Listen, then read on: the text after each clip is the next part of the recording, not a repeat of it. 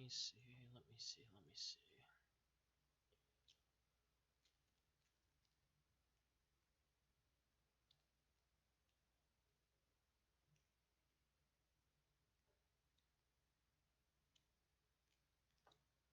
What the fuck? Oh, wrong button. That would do it.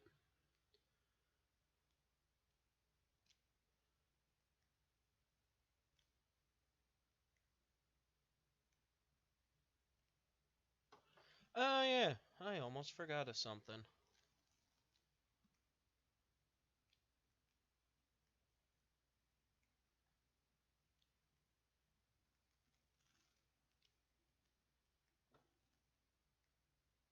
Where the heck is it? There it is. I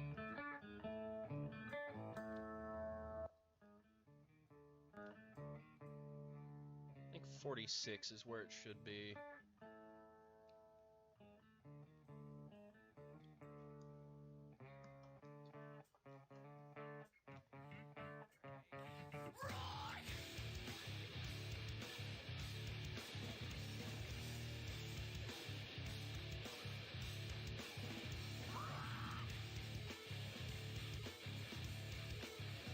Yeah. Okay. No, that's about right. Okay. So let's do this.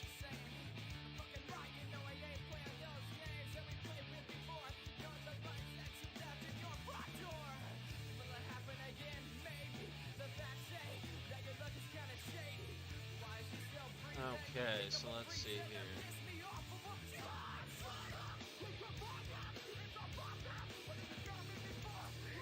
Okay, let's get all this shit. Oh yeah, it might help if I turn the Wi-Fi on my phone. That might make it so that way then there's less of a fucking delay, because I know there shouldn't be a massive one. There is, but not a massive fucking one. It should only be about 5 fucking seconds.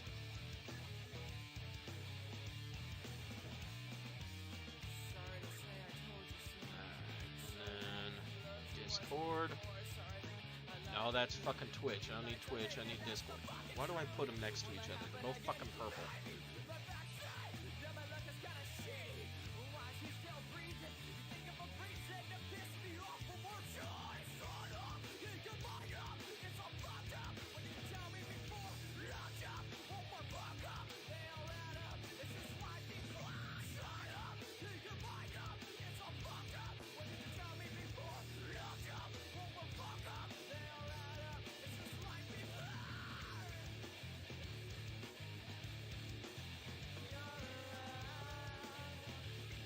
Alright, so then there's that.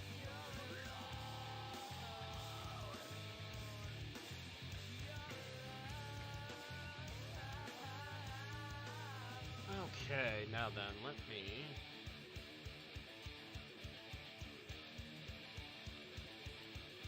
I'm actually going to put this in a couple... You know what? Nah, fuck it.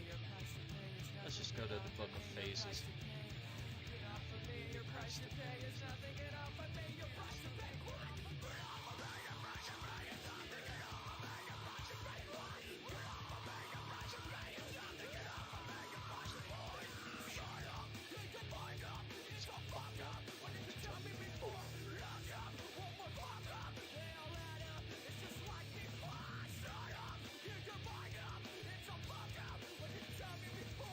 Oh yeah, I is live.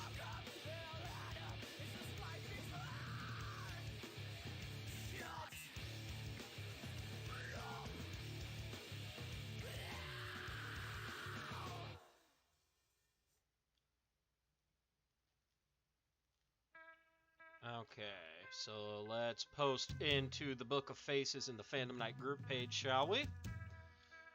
And then share out to Bill's, the Sentai. Let's do the pile up. And we should be good to go now. So let me get rid of my stream in my fucking ear. Because it's weird hearing half these songs fucking doubling up. Gonna be fucking honest with that. Let me turn down the audio in my headphones. Better. Okay. Alright, so back to everybody's fucking favorite game, Final Fantasy Tactics Advanced. So let me see, where did I leave off at? Wrong button. I have to do 3 random ass enemies to try to get this fucking volcano. Oh, that's right, because I was in the middle of I need to go to the fucking Jaggeds in order to continue the story. That's fine. Is there any actual fights? Yes, Scotty, I am playing music while I am streaming. I am actually playing a garage indie band from Illinois that didn't go anywhere, so there's no actual record label to come after me. I also play Bill's garage bands, which they didn't go anywhere, so there's no record label to come after me. And I play remixes of video game music, so the companies can't really come after me because they haven't gone after ocremix.org, which is where I usually get all of my video game music. They have pretty much any type of anything. If you're a fan of like country western, they have country western remixes of shit like Mario and Kirby and, you know, Sonic. Same thing with heavy metal, jazz, classical. I mean, one of my most favorite ones, and I don't think I have it on this list, which irritates me. Excuse me. But one of my most favorite ones, and in fact I'll double check, it's a dubstep remix of Super Mario RPG. Actually, no, I do have it on the list. There we go. This right here. It's a dubstep version of the fight against Bowser in the beginning of Super Mario RPG. And like, I'm not a huge fan of fucking dubstep, but it's pretty fucking good.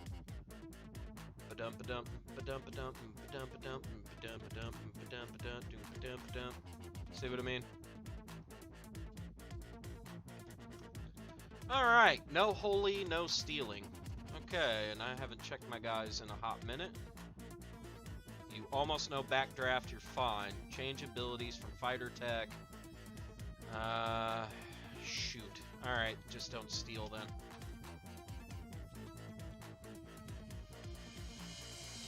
I believe you're back to Black Mage, that's right. Oh, that's right, because I'm learning fucking Blizzara, and then I can move you over to Faraga. So let's do that. I'm gonna do that over here. Actually, hold on. It's a good fucking question. Do you have return magic? Because if you have return magic, that's gonna suck. No, you just have magic power up. Okay, I'm fine with that. All fucking dead. Oh god. A ninja. Next. Oh, fucking a dragoon. Alright, well, it's time for your guys' dragoon to meet my fucking dragoon. And actually, you go over... Back that ass up. You go stand over there because you're a fucking mage. You don't need to be frontline, even though I've trained you as a knight. You need to hang out in the back. Okay, that'll be fine. Here's my ninja. Ninja! Ninja!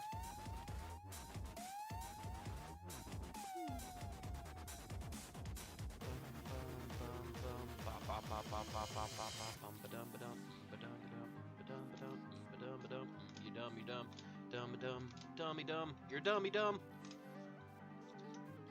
Alright, time for some save scumming. Nope. Nah.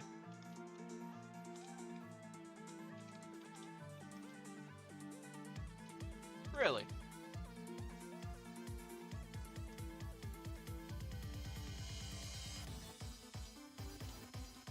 Yeah, I figured as much. Okay, well, if that's gonna be the case, let's do a monk technique and let's air render your ass. Yeah, I figured as much.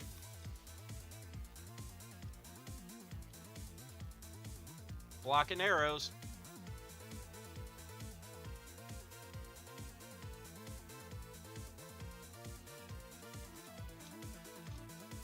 Because this little prick right here is going to give me the most fucking trouble. Nah. Ooh, I could. But I'm not gonna. fire, lightning. Ooh, let's do earth. I like earth magic.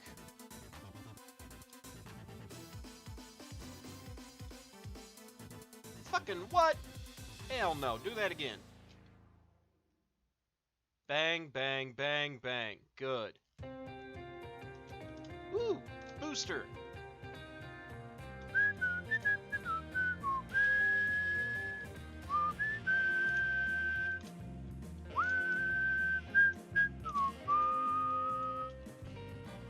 And I love how this one's referred to as Booster Tarantino, making fun of the fact that the song is literally based off of all of Quentin Tarantino's movies and how he does shit.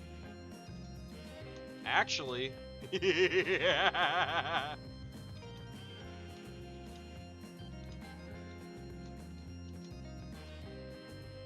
Aww. I wanted to heal myself, even though I didn't need it.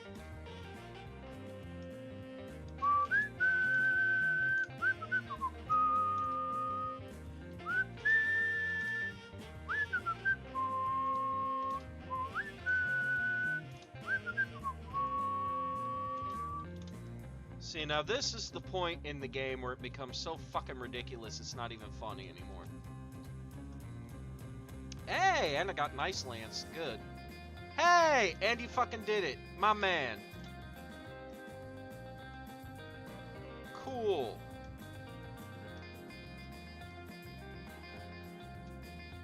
Missions. You immortal. I don't have the Tomberry lamp. Let's see if my lower guys can do this. That's a fucking no. Pete, why are you the only good one?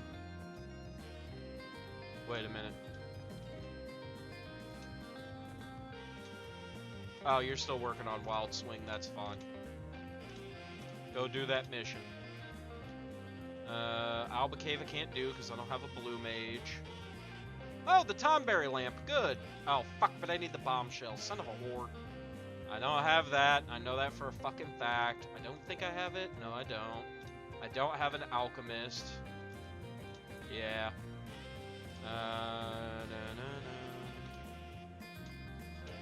Alright, so yeah, that's pretty much the only thing I can fucking do at this point. In the meantime...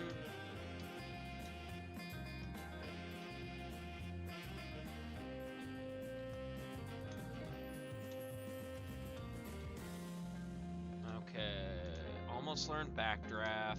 That'll be good. Oh, that's right, I already looked you over. Yeah, you almost know Worm Killer, which means I can now move your ass over to fucking Jump, and it'll be worth my goddamn time.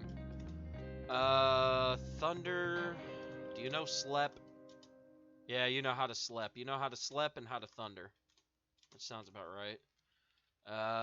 Cure Fire, or Blizzard, or Barrier. You know what?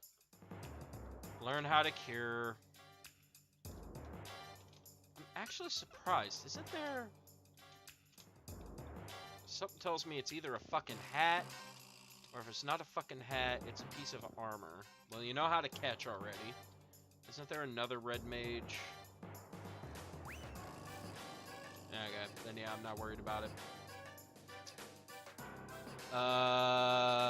Emmett? Why the fuck aren't you wearing any gear?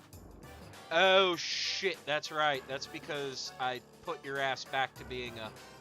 that's right, I put him back to being a thief, so that way then I could fucking, get, counter. Son of a whore. Alright, well... Let's do the power sash for right now. Garbage, garbage, garbage, garbage. A little bit better on the defense, not by much, though. Yeah, leave the power sash on. You need them their dashing boots.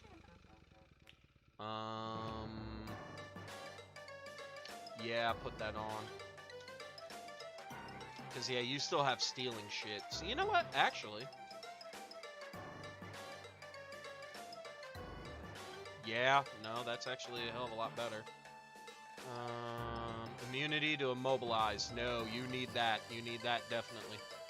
Didn't I have something else? No, I didn't. Okay. Alright, so it looks like Emmett's set because he almost knows Woodvale.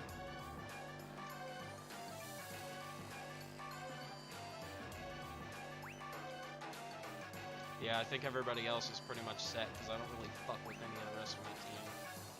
I need to, but I don't because I'm a dum-dum. Alright, let's go to a Jagged. Let's get our fucking asses whooped. Actually, hold that thought.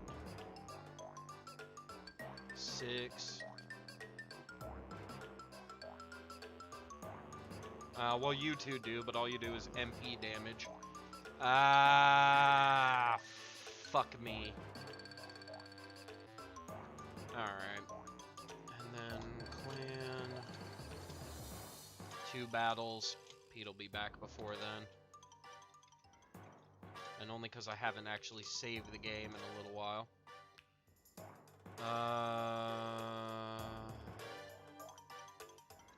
Well, shit, man. If you want in on the stream, fucking let me know. I can easily pause the music and turn on fucking Discord and you could join me.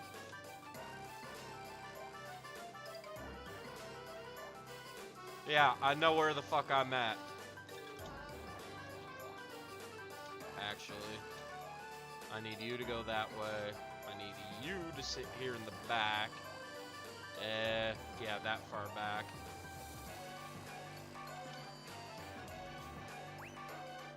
And I need my ninja over there. But yeah, if you want to join in, Ronan, just let me know, man.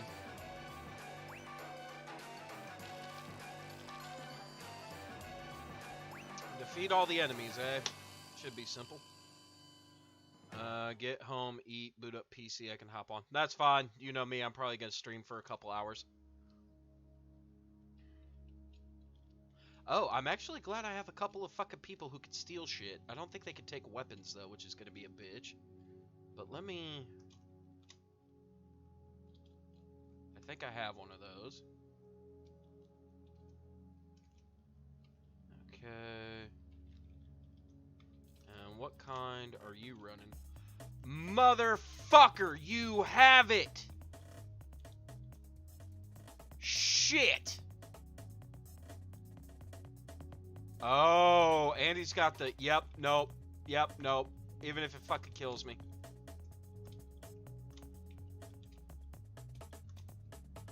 Red magic. Slep. I need you idiots to pass the fuck out, please. Yay, idiots have passed the fuck out. Now I can go steal all their shit.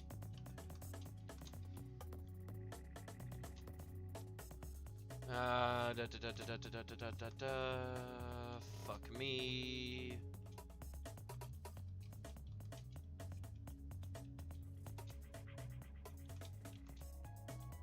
Yeah, I should have fucking figured. I need my mage on that. It's fine, I can do it from here. Let's at least get rid of the fucking antlion. Steel. Armor, accessory, or gill. Well, I can take your fucking armor at least for right now. Good. You now have no armor. Let's steal an accessory. Taking yo shit. And now it's time to fuck you up, fam. Yeah, get rid of all their MP, please. Thank God it doesn't wake up the sleeping shits, I don't believe. Let me see. Nope, it don't. Good. Here, I'll stand right here next to you. I'll even taunt your ass.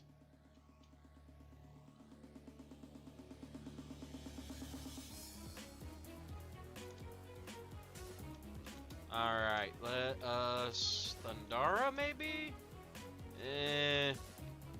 Blizzara. 46 again. What the fuck are you weak to? Shit! Alright, well... If memory serves, I believe it to be Earth, but... I gotta wait on that. Really, Metra Magic? Fucking really? That's your great plan?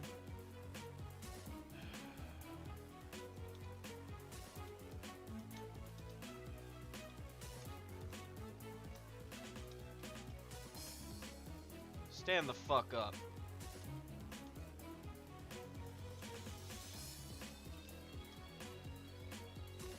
Really?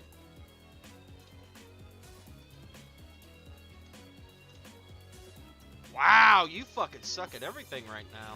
I think it's because you're a fucking Dragoon that's using goddamn swords. Steal armor from this dipshit to make my life a hell of a lot easier. And let's GTFO, shall we? Actually, let's wait right there. Steal helmet. You don't have a helmet for stealing. How about you? Nope, no helmet for stealing. How about an accessory? You know what? That's actually a good question, because if you do have an accessory worth stealing, what do you have? A fortune ring, not worth my time. That Mirage Vest, maybe, though. But you know what? I think here's what I'm going to do. I'm a Fighter Technique. I'm a Far Fist.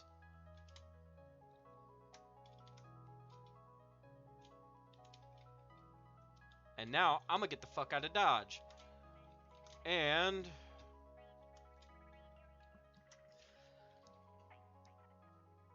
junk and shoot! Fuck. Nope, try that again. Hit, hit, hit. Fuck. Fuck! Hit, hit, hit, hit, hit. You know what? It's good the fuck enough. Oh! Now you fucked up! You have fucked up now. Oh, I fucked up now.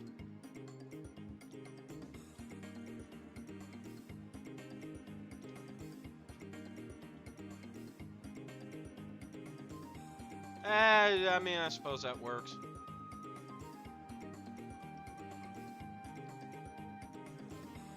Okay, go do your heal. It's 33% chance miss! Fuck you, bitch! Ah, whatever.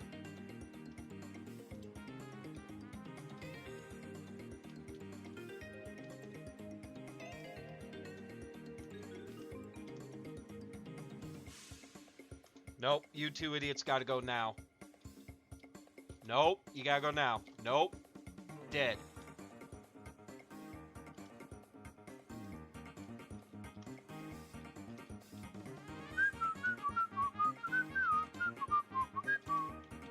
Really? Alright, well.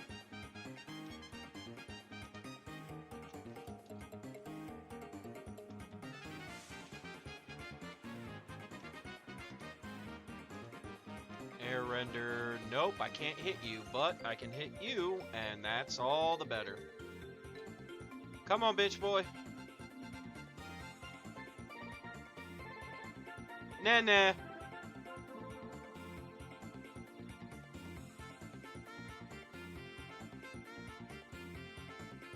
Miss. Get fucked. God damn.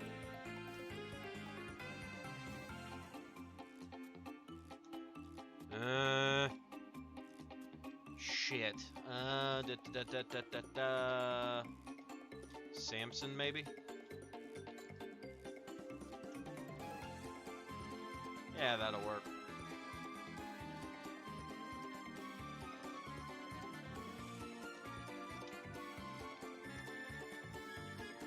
Nah. Suck it dry.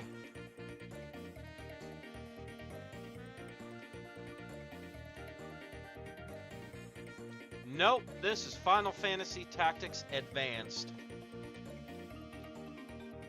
And you did. Good. Fuck off and die.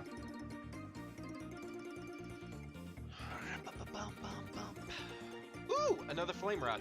Hey, the White Fangs. Good shit. Yay, everybody learned shit. Good, good, good. The mountains. I think I'm gonna put them along here. Well, before I go too far. I can see where you're coming from, but to be fair, no. Like, to be fair, Golden Sun...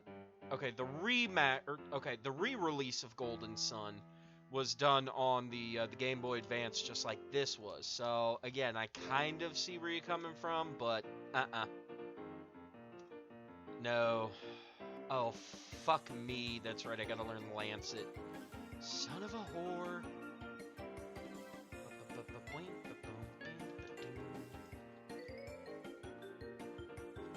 Because you did learn, yeah, you did, okay. Because, yeah, Lancet is one of the better fucking dragoon abilities. Yes, you did, okay, good. Unspell. I think Metal Veil is one of the last ones. 1, 2, okay, hold on. 1, 2, 3, 4, 5, and 6. 1, 2, 3, 4, 5, and 6. Yeah, Metal Veil, and then Unspell, and then after that, the only other thing left to learn would be how to fucking dual wield. Damn! Okay, well. Let's go to Rhoda Volcano, and I guess I'll fuck with these idiots. No fire. I clearly wasn't going to do that against a bunch of fire enemies. And no Knuckles. Well, should be easy. Whoops, wrong button. Alright, I need you out. I need you. Go hide in the back real quick. I need you over here. I need you over there. I need you over there. And I need you right there. Alright, let's fight these assholes.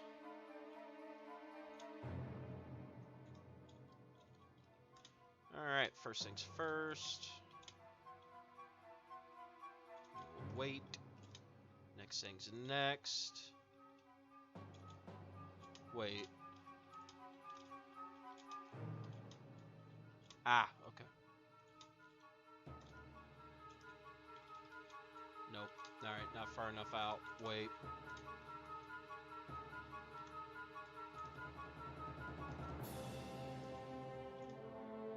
Nope, I can't even fucking hit you. Alright, wait. Get in closer, you fucking mooks.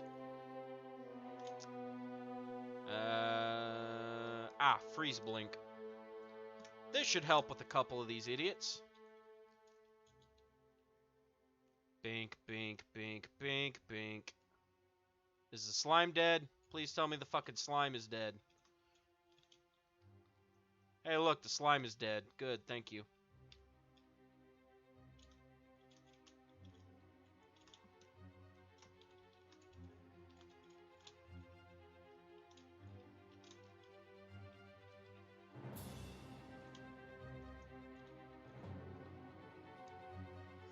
Well, this is gonna hurt, and I apologize.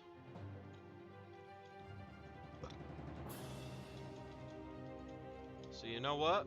Here's what I'm gonna do then. Fighter technique, air render. Drop, bitch.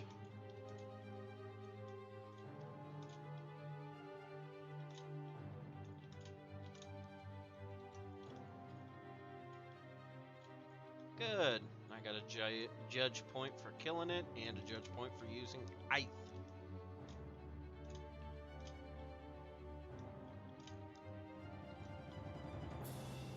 Really?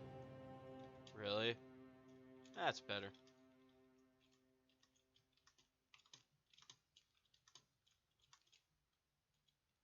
Oh. Okay. No, that's fine. Worm killer it is then, motherfucker. You didn't want to join me. You could be dead. That's how this works. Let's immobilize. Slow. Ooh, blind. Yeah, I think. Ooh, no, wait a minute. Water Veil. Water Veil, because I need this idiot to not use Metro Magic.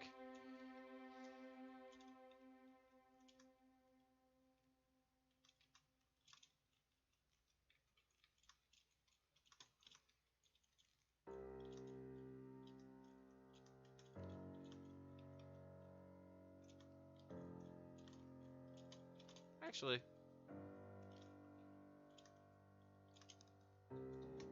let's stabificate you. What?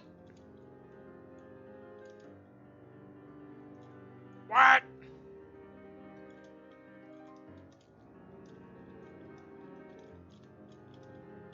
Oh, well.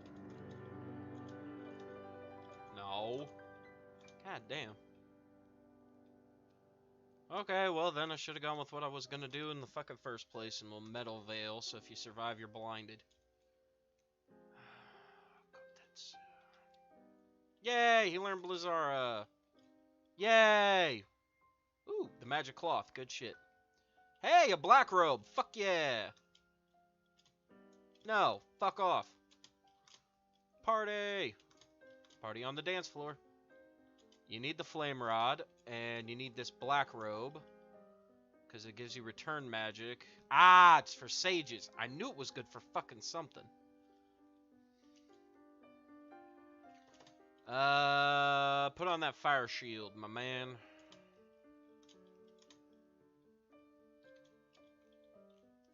Okay. Oh, that's right. You guys just learned your shit. You're nowhere near it. You just got started. Yeah, you're getting there. Almost done. Thank God.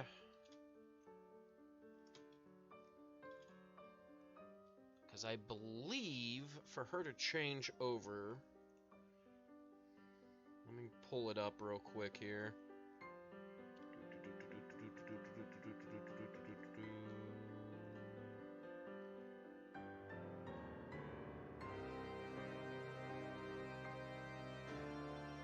There it is.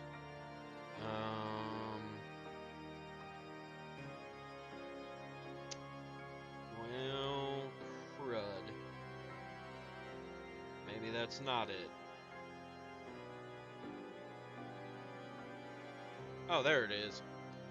Okay, yes, because in order for her to become a summoner, I need 2 elementalists. Yeah, I need 2 elementalists and 2 white mage. So with her being a red mage, it'll actually be rather handy for right now. So, or at the very least having just a small amount of shit like Thunder, Cure, Sleep. That way then I at least have an offense, a defense, and then a status. Or well, an offense, a healing, and a status.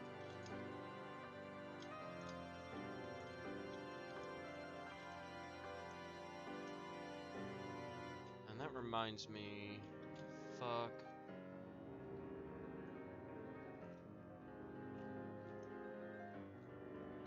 No. Not yet. Okay. Hey, Chris. What's up, man?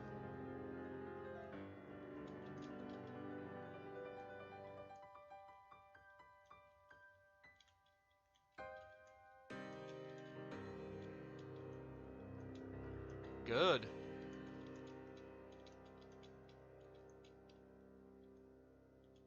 Yeah, I know. If I do the link cable shit, I get extra stuff. Yay! Got some new items in. Good shit. Okay, so let's do the trade items. Let us save here, because it does end up being random every time. Burglar. Shit.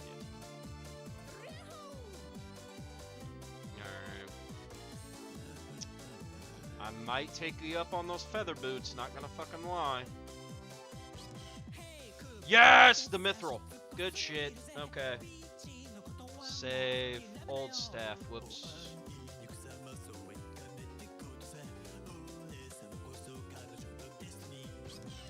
meh. I think I'll be alright with all that for right now. No new helms. No new armor. Oh yeah, I need to fucking replace that Atmos blade I threw.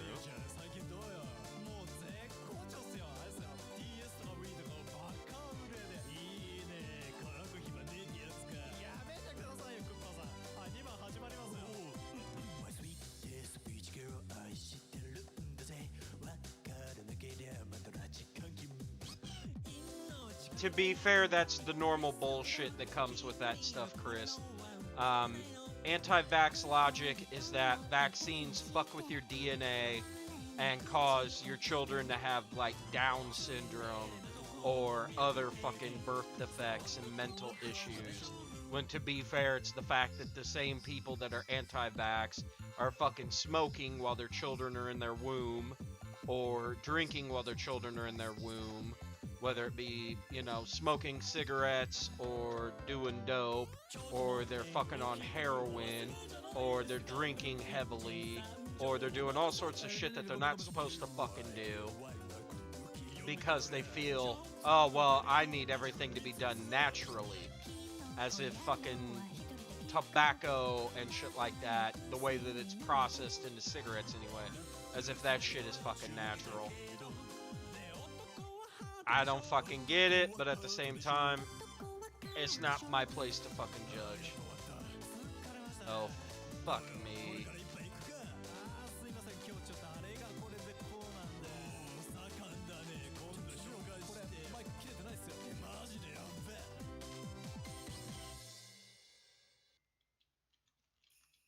Okay, good. So it does still give me all the old shit. Good.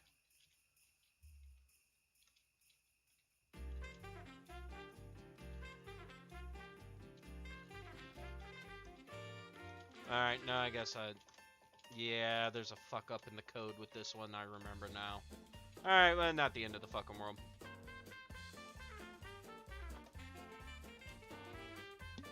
Yeah. Yes, because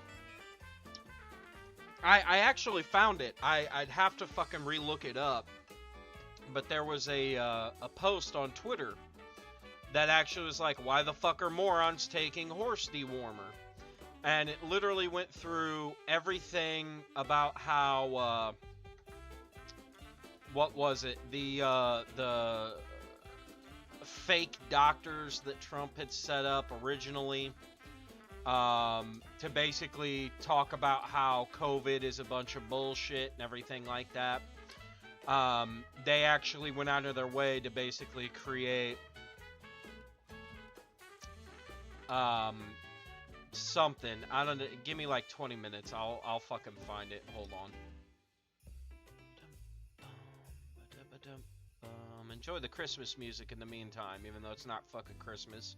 I just fucking wish it was, because I'm tired of the fucking 90-degree, 120% humidity. Because fuck Illinois.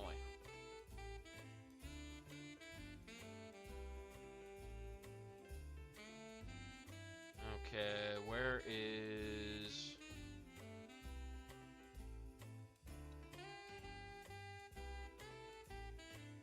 Because, of course, the one dude that I found it on, he literally tweets every 20 fucking minutes, so...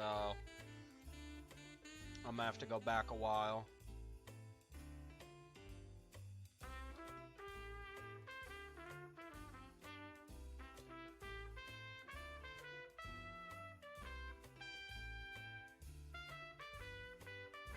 Where the fuck is it? It's probably way the fuck back there. But yeah, basically it explained the entire fucking thing, how, like, some huge anti-vax fucking twat-wazzle basically came to power because she was on Trump's fucking payroll to be like, yes, no, the COVID vaccine is a bunch of fucking bullshit, when no, the fuck it is not.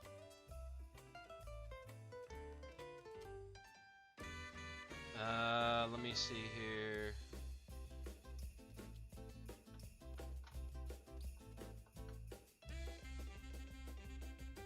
No, I'm getting closer. I know that. Like I said, it's a whole bunch of fucking bullshit.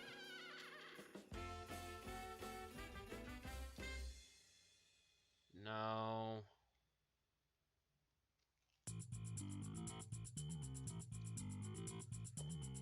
Oh yeah, that's that fucking Bible post that literally says that yes, the Bible states to wear a fucking mask, you idiots. Where the fucking hell is it?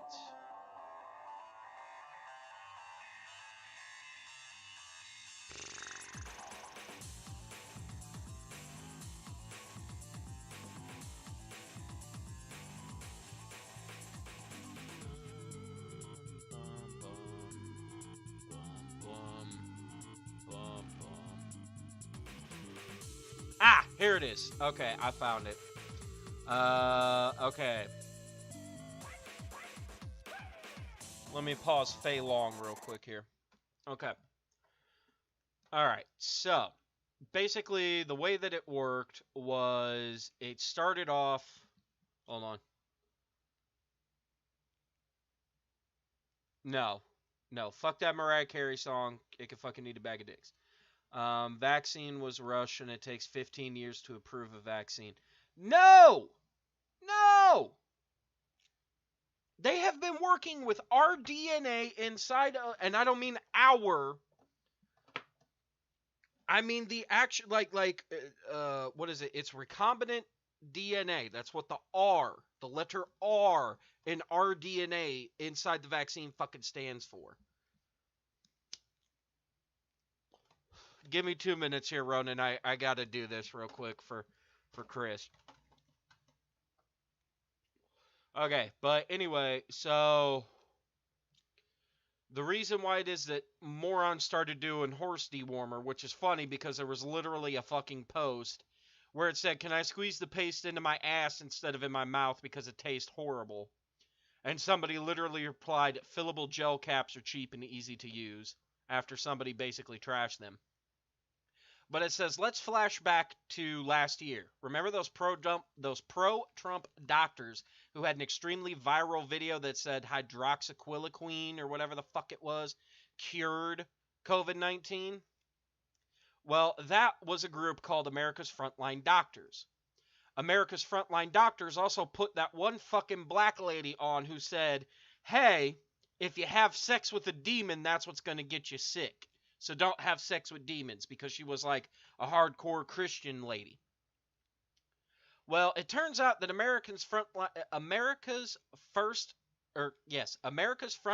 Doctors, the people that fucking Trump ended up, deciding were the best people, it's founded by a lady named Simone Gold. If you look up Simone Gold, she is a widely influential anti-vaxxer with over 300,000 followers on just her website, not to mention all of the other fucking bullshit. Let's see here. Over the last year, as HCQ, so that hydroxyquil bullshit, failed to become a miracle cure from America's Frontline Doctors, anti-vaxxers became obsessed with COVID therapeutics, a largely experimental cocktail from another country that didn't have but wanted vaccine access. So what ended up happening is these doctors, like the America's Frontline Doctors, decided that they were going to partner with telehealth. Now, telehealth, if you don't know it, it's basically phone-a-doc. If you can't go to your doctor's office and you feel your tummy rumbling, you can call your doctor and go, my stomach's rumbling. And the doctor goes, okay, what's the last thing you ate? Taco Bell? And they go, okay, you're probably having diarrhea. Go shit and take some fucking Imodium. Next call. That'll be $800 for fucking calling me and bothering me with stupid fucking questions like this. So, sorry, needed a quick drag. So basically, telehealth partnered up with America's Frontline Doctors so that way then they could start adding all of these stupid quick fixes that Trump wanted to throw out instead of fucking, hey, get the fucking vaccine. So another group called Speak with an MD offered a $90 COVID consultation with doctors from America's Frontline Doctors. The cost of this pill called ivermectin or ivermectin, whatever, which is essentially the generic version of hydroxychloroquine, was not included. But if you paid them extra money, yeah, exactly. Pay me $800 for your stupid fucking question. That's exactly how that works. But they would basically get a hold of all these other fucking drugs and shit, which ended up including some stupid shit, which ended up being, let me see here.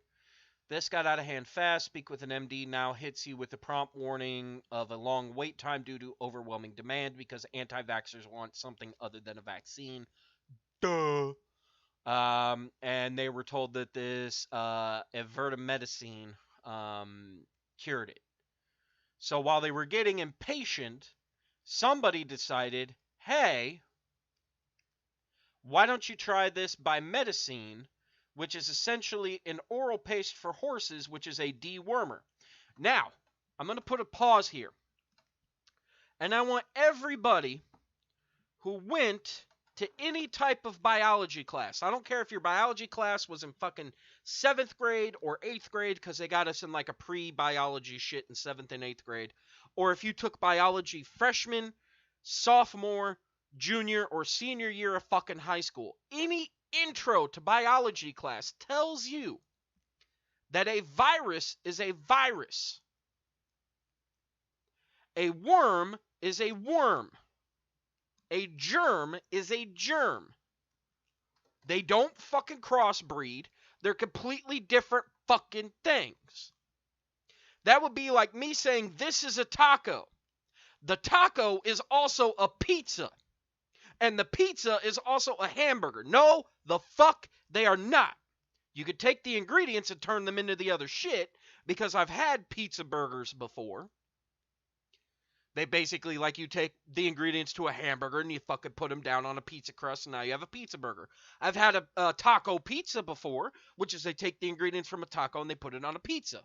I've had a taco burger before, because I remember when fucking Taco Bell was trying to get into the fucking hamburger game, and they came up with that, and as a response, Burger King came up with the taco burger, where they basically cut up a fucking Whopper and threw it inside of a fucking soft shell. So, that can happen. But fundamentally, a taco is a taco. A hamburger is a hamburger. A pizza is a motherfucking pizza. And you are a piece of shit for thinking that you could take horse dewormer and except Doritos flavored taco shell, yuck. No, hell no. The Dorito flavored taco shells are pretty fucking bomb. At least in my opinion. But anyway, you're a fucking pizza shit for thinking you could take a horse dewormer to get rid of a virus.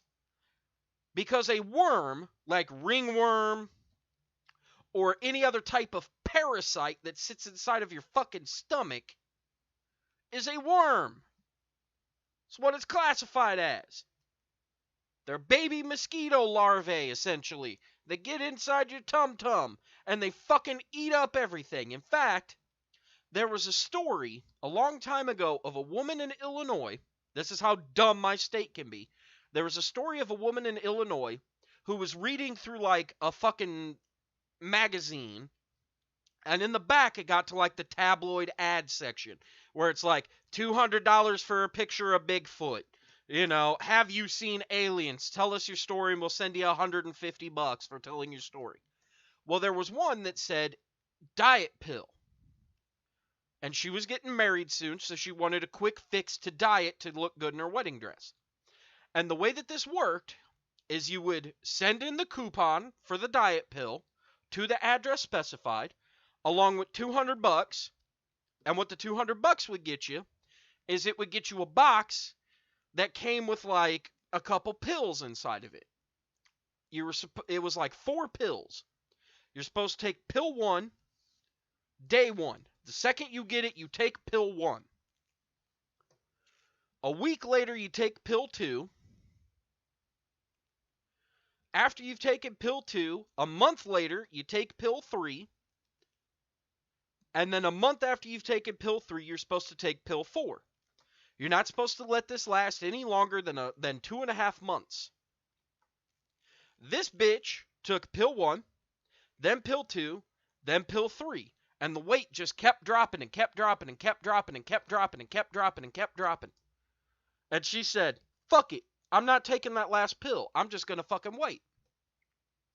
What she didn't know is this miracle diet pill that she was taking. The first capsule had ringworms in it.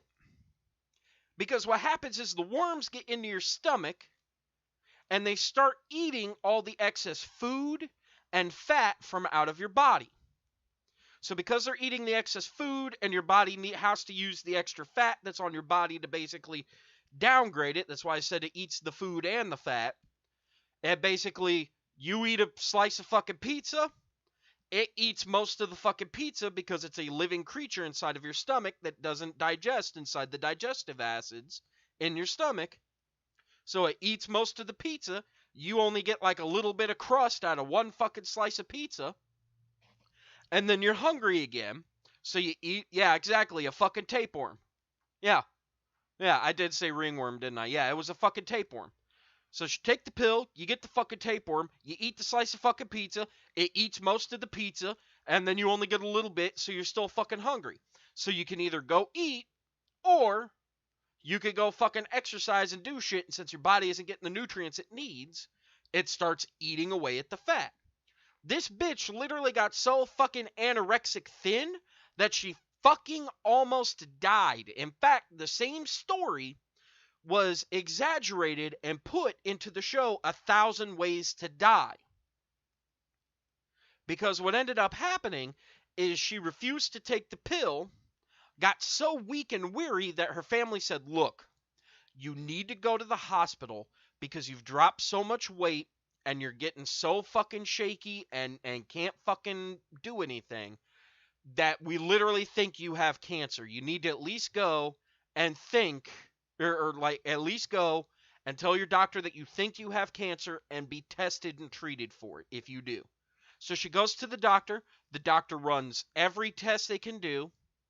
They do blood, they do urine, they do saliva, they do everything they could think of. And then finally one day they go, you know what, let's try a stool sample. So they do a stool sample, and literally on top of this bitch's fucking shit nugget is a goddamn tapeworm. And they said, bitch, you got worms. And she goes, oh, well, what do I do? And they say, take this fucking pill, because the fourth pill was essentially a fucking worm remover, and it would kill the worms that were inside of her stomach and allow her to shit them out so she wouldn't have fucking worms anymore.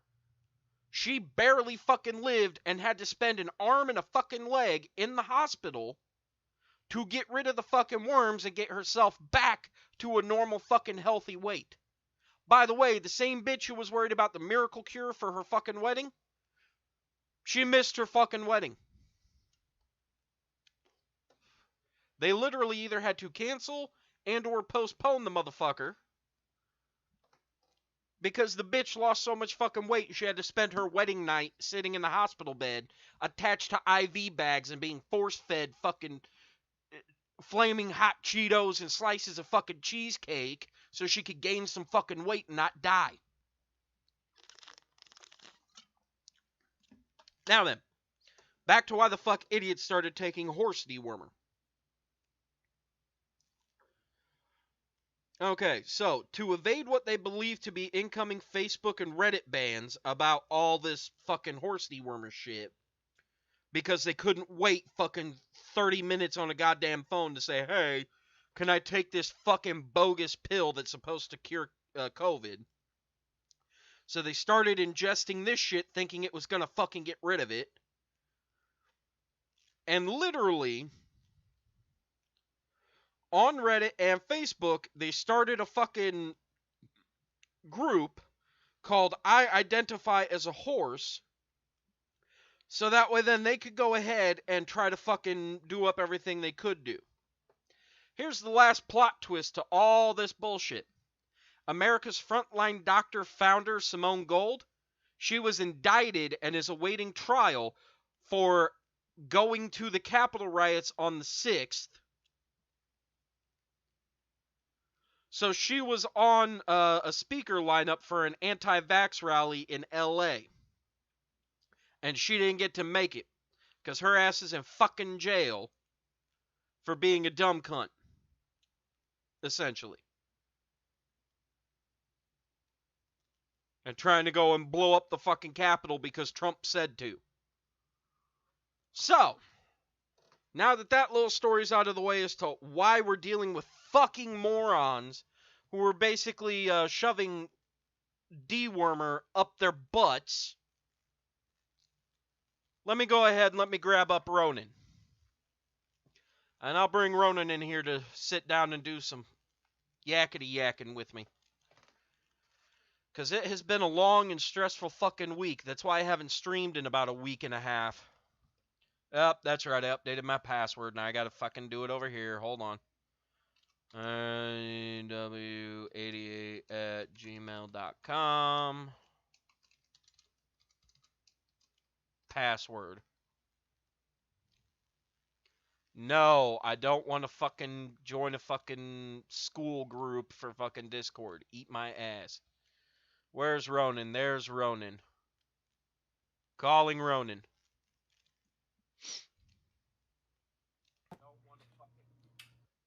Okay, so let me do this real quick, man. Let me go into my stream.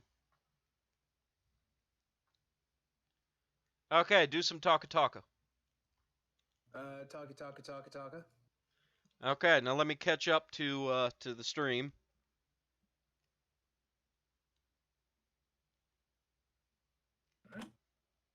Okay, perfect. You're coming in just fucking fine.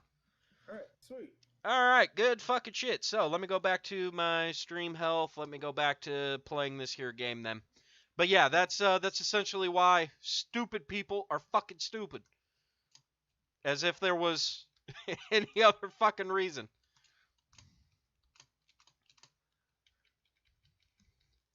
That, and of course, part of the problem as well, and I hate to fucking say this, but part of the problem actually does come down to the internet.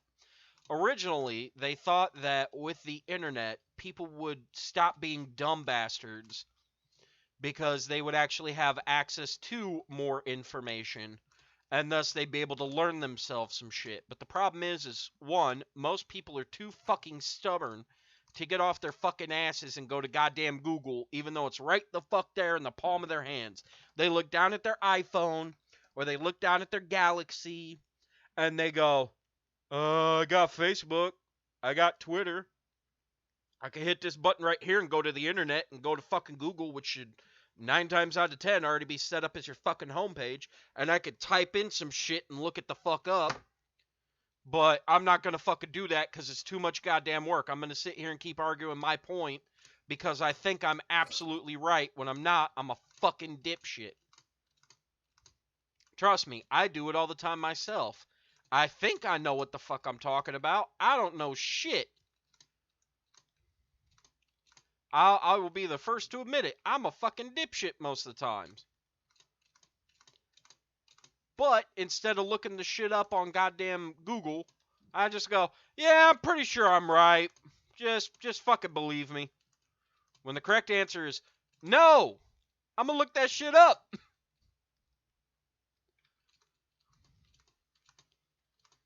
Alright, Blue Mage. I need the bombshell still. Chocobo skin. Refurbishing. I don't have the broken sword. Okay, I think that's good. Blizzard. What? Don't you guys Google? I mean, you're not wrong. Although, speaking of Blizzard, I'm not going to lie, I am still a little bit pissed off. And not so much about the stupid shit that fucking Blizzard and Activision have done, because to be fair, they've made some strides at fixing everything. Not much, but some. By getting rid of the dipshit CEO. God fucking damn it. Thank God. Don't want to fight this asshole. Oh yeah, don't I have?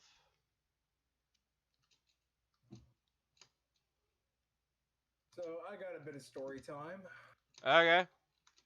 mainly in the form of why I cannot get myself to write for the life of me.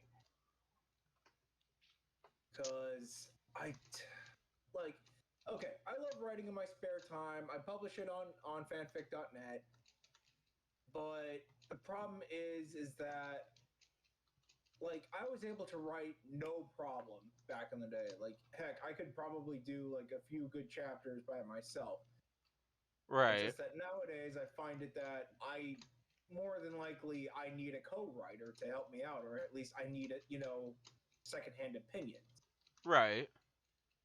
Um, so thankfully I've been able to like put out a couple one shots here and there, but I've been really struggling to wanting to do a Fallout story of sorts. But that covers Fallout 3, New Vegas, and 4.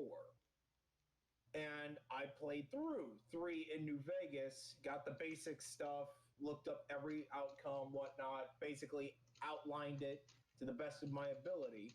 Right. And yet I can't put the words, like, the words are there in my head, but I can't put them onto the, I can't put them to print. Right. No, and I understand that one. To be fair, the only reason because a long, long, long, long, long, long time ago, I started writing a book. Like originally, okay, this is how ridiculous this shit's gonna be. So unfortunately, you kind of got to follow me on my stupid logic loop here. But originally, I had a super hardcore, terrible fucking day at work, and I decided I was gonna go home and write a suicide note. Not a joke. That was my fucking thinking. I said, yeah, I'm gonna go home. I'm gonna do that. So I went home and I started writing. And as I'm in the middle of fucking writing it, all of a sudden I go off on a tangent, like I have a tendency to do. So as I go off on my tangent, I start doing that stupid, like, nice guy thing that some dudes will fucking do, because I'm not ashamed to admit it. I was one of those fucking morons where I was like, "Oh yeah, I'm a really fucking nice guy. I don't know why fucking women don't like me." And then when a woman's like, "Hey, I don't fucking like you," I was like, "Fuck you, you dumb slut. You ain't fucking nothing but a whore." Blah blah bullshit. You know what I mean? That type of Yeah, stupidness. yeah. Because there's plenty of fucking retards that do it. And like I said, I'll admit to fucking doing it myself. Like I'm not above, pointing out when I'm a fucking dumbass. But I literally started doing that shit, being like, I feel like my life would be 1,000 times better if I could just get a fucking girl, but no girl wants to fucking date me, and blah, blah, blah. Which, to be fair, right then and there should have been my first indication. I'm looking for a girl when, no, I don't need a fucking girl. I need to find an actual woman, not some little fucking dumb girl who still hasn't quite figured out what the fuck she wants in life, let alone, what she actually needs in terms of a relationship and a partner and everything like that. So I go off on the tangent. I get irritated by it and I start writing it. And as I start writing, I just keep writing and I keep writing and I keep writing. And the next thing I know, I have backspaced 80%, I'm going to say. Like 80% of my suicide note and turned it into like the start of a book, essentially. And that's literally all I ended up having to do. Like I just had the bad day. I was like, fuck it, I'm off myself. Here's my everybody can eat a bag of dicks. I'm out. And what do I need? I need Elementalist. Okay. Sorry, I'm trying to get all my shit upgraded here on my characters. Um fuck. You know what? Yeah. Yeah, I'll learn Earth Heal first. Um, but what the fuck was I saying? Oh, yeah, yeah, yeah, that's what the fuck I was saying, because I'm a dumbass. But yeah, that's literally all I had to do was I just started fucking writing. And then after I started, it was just every day or every other day or whenever I had just a couple free minutes, whether it be after work or, just hanging out, bored out of my mind, trying to play a game, and then being like, you know what, fuck this game. Um, I would literally just sit down and fucking write something. Didn't matter whether it was good, bad, in between. I was just like, fuck it, I'm gonna write this because. And just started writing and started writing and started writing and started writing. And I literally got to. I want to say I made it up to like chapter 12 or 13, and I was at about 500 or 600 pages worth of shit. Like Damn. I'd already established the main character. I had established like a couple of the side characters that he's going to interact with. I've introduced his best friend. I've introduced this, former love interest. I was actually writing about. I was almost to the point, rather. I hadn't quite gotten there. I had almost introduced a former love interest who was going to come back and actually be, the new love interest. Basically like a first love thing, and then, they kind of went their separate ways, and then they came back together, and yay, it's happy. Yeah. Um, I had introduced like the big bad. I had introduced somebody who you thought was just going to be like kind of like a throwaway character that I was later going to bring back and be like, you thought this motherfucker was throwaway character? Hell no. Bring them in not so much as like a big bad type of a thing, but like they were essentially going to pick up where the other guy, leaves off after he gets his shit stomped. Like I set up all sorts of fucking everything. Like it was pretty much ready to go. And I made it to the big conflict between the big bad and our hero for the first fucking time. Mm-hmm. And I didn't so much hit a writer's block. A new game came out or something had happened and I just kind of stopped writing. And then next thing Under- I know, my hard drive ate itself, and oh. that's all she wrote. Oh, dude. And I mean, like, As a writer, that hurts me because I uh-huh. know the feeling of writing all this stuff and then losing it Mm-hmm. because you didn't back it up. Like for example, I started writing and I use Google Drive and Google Docs. Mm-hmm. I still do. And most of what I originally wrote is on my old school email. But after a certain point, Uh-huh. that stopped working. Like I couldn't log into it. Like it was still active, but I couldn't access it. Yep. But thankfully, I actually managed to share some of my old stuff with my current email, and I still have access to some of the docs. Better than none of them. Yeah.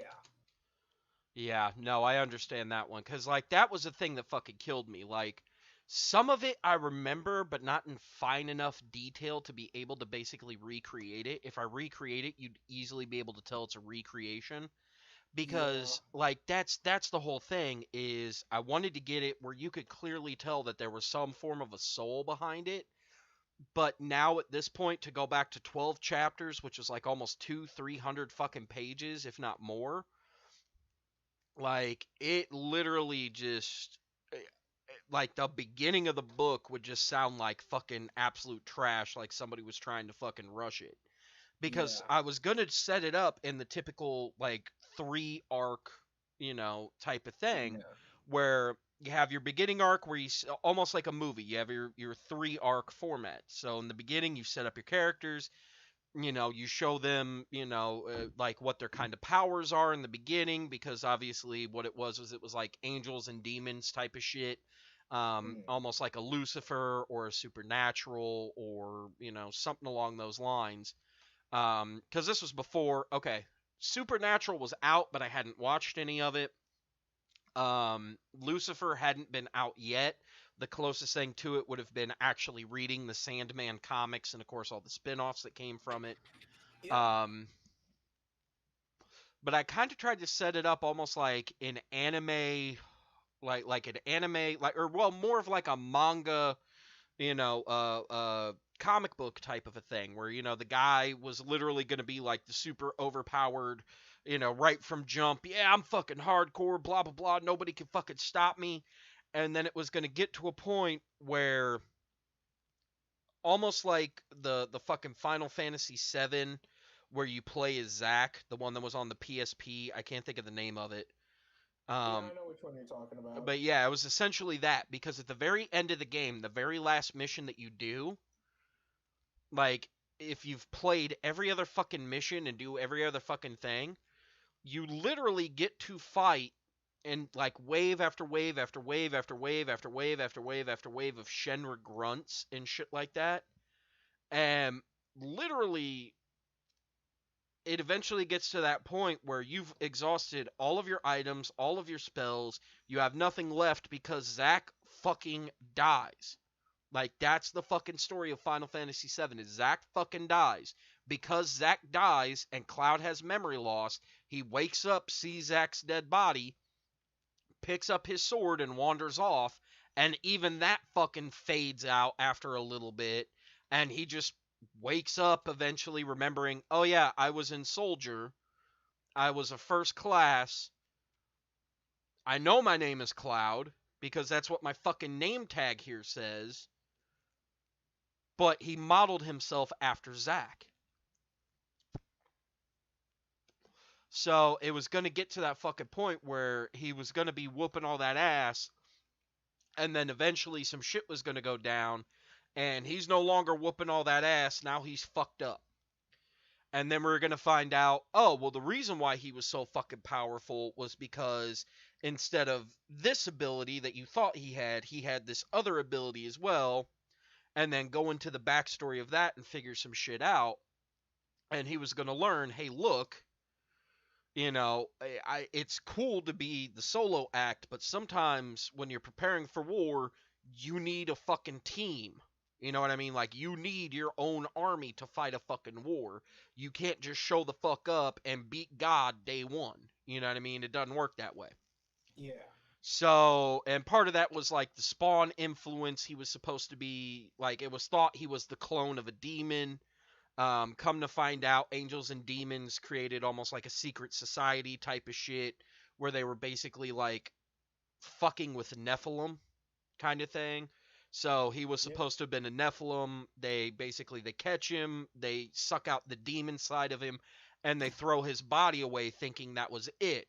Well, no, he got super fucked up, and the angel side of him basically healed him, not quite to full, but pretty close to it. And then he was going to learn all the angel side of shit. And it was eventually going to become that he had some, friends that were on the angel side, some friends that were on the demon side. He was going to find, I had a character from a short story that I had. Okay.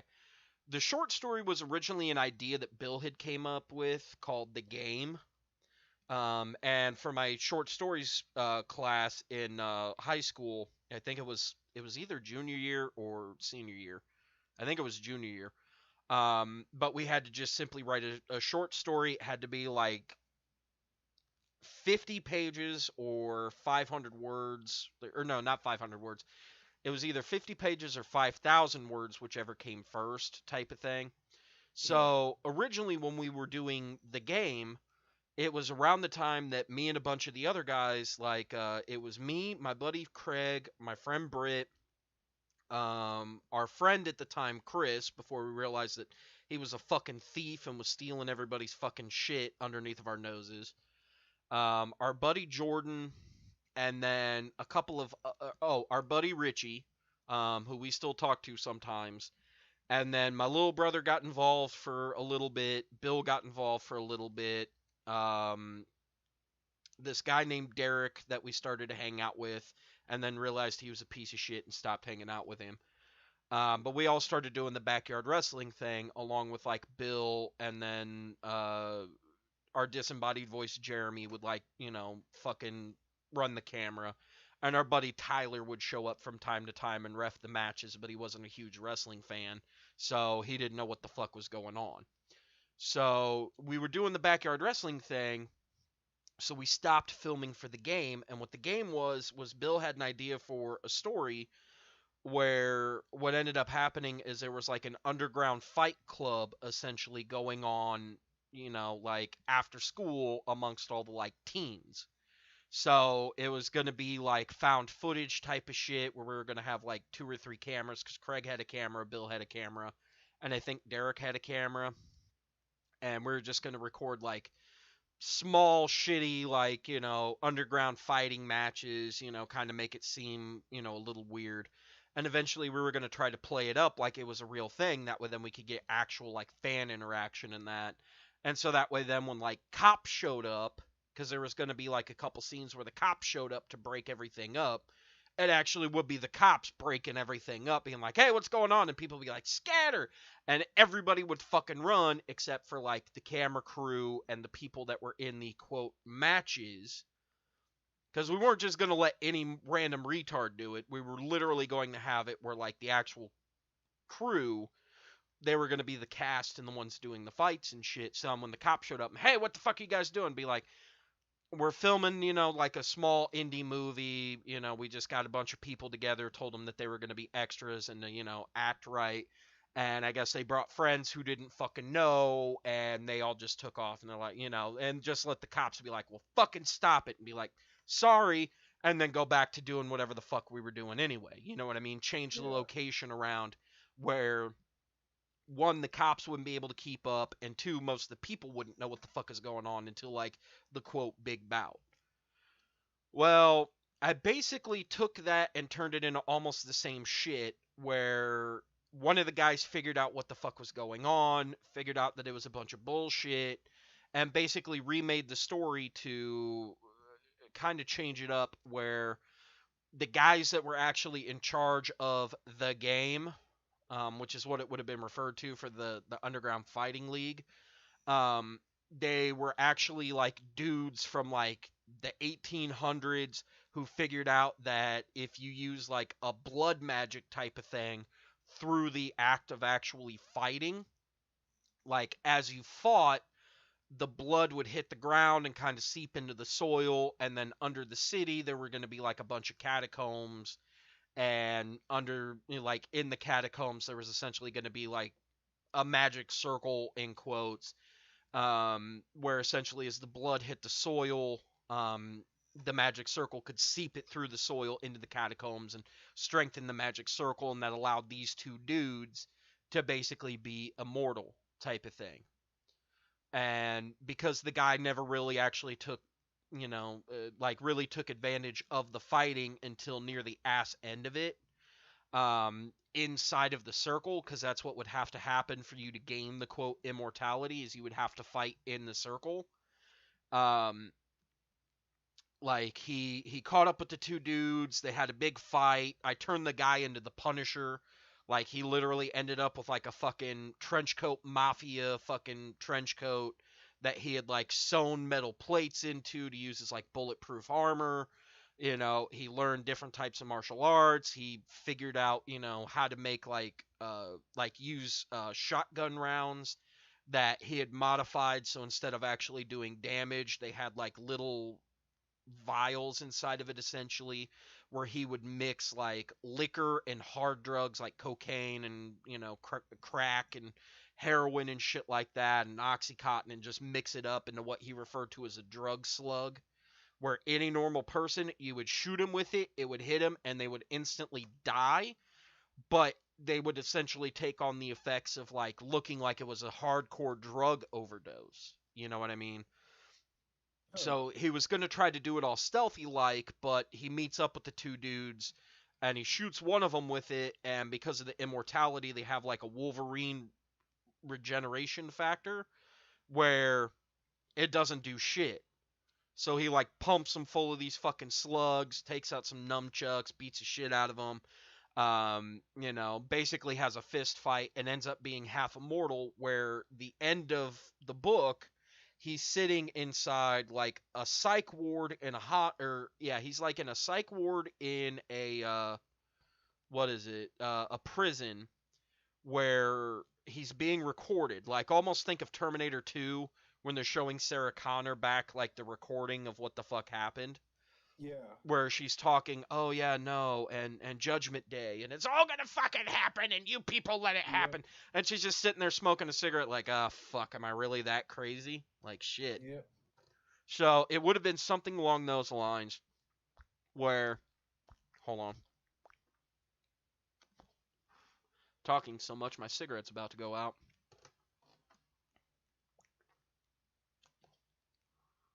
There, better.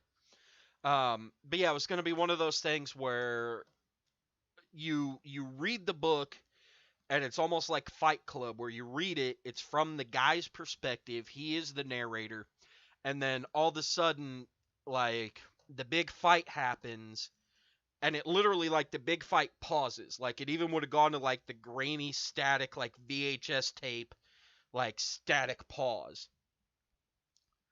And it would have been on an old tube TV, and the two guys sitting in the room would have been staring at, like, actual, like, current iPhones and shit, and they'd have been like, "Oh, oh, is that done?" And like this older guy, like the guy would have been like 60 or 70 looking, like old man, like Wilford Brimley type of look. It'd have been like, "Yeah, that's it. Now are you guys done wasting my time? Have you figured out how to work a fucking VCR, you goddamn millennials?" Boomer talk Yeah. shit. It'd have been like, "Yeah, yeah, whatever." So the two quote detectives would have, fucking started grilling him and being like, "So that's your entire confession?" And they'd been like, "Yeah, that's exactly what the fuck happened." And he would have looked the exact fucking same.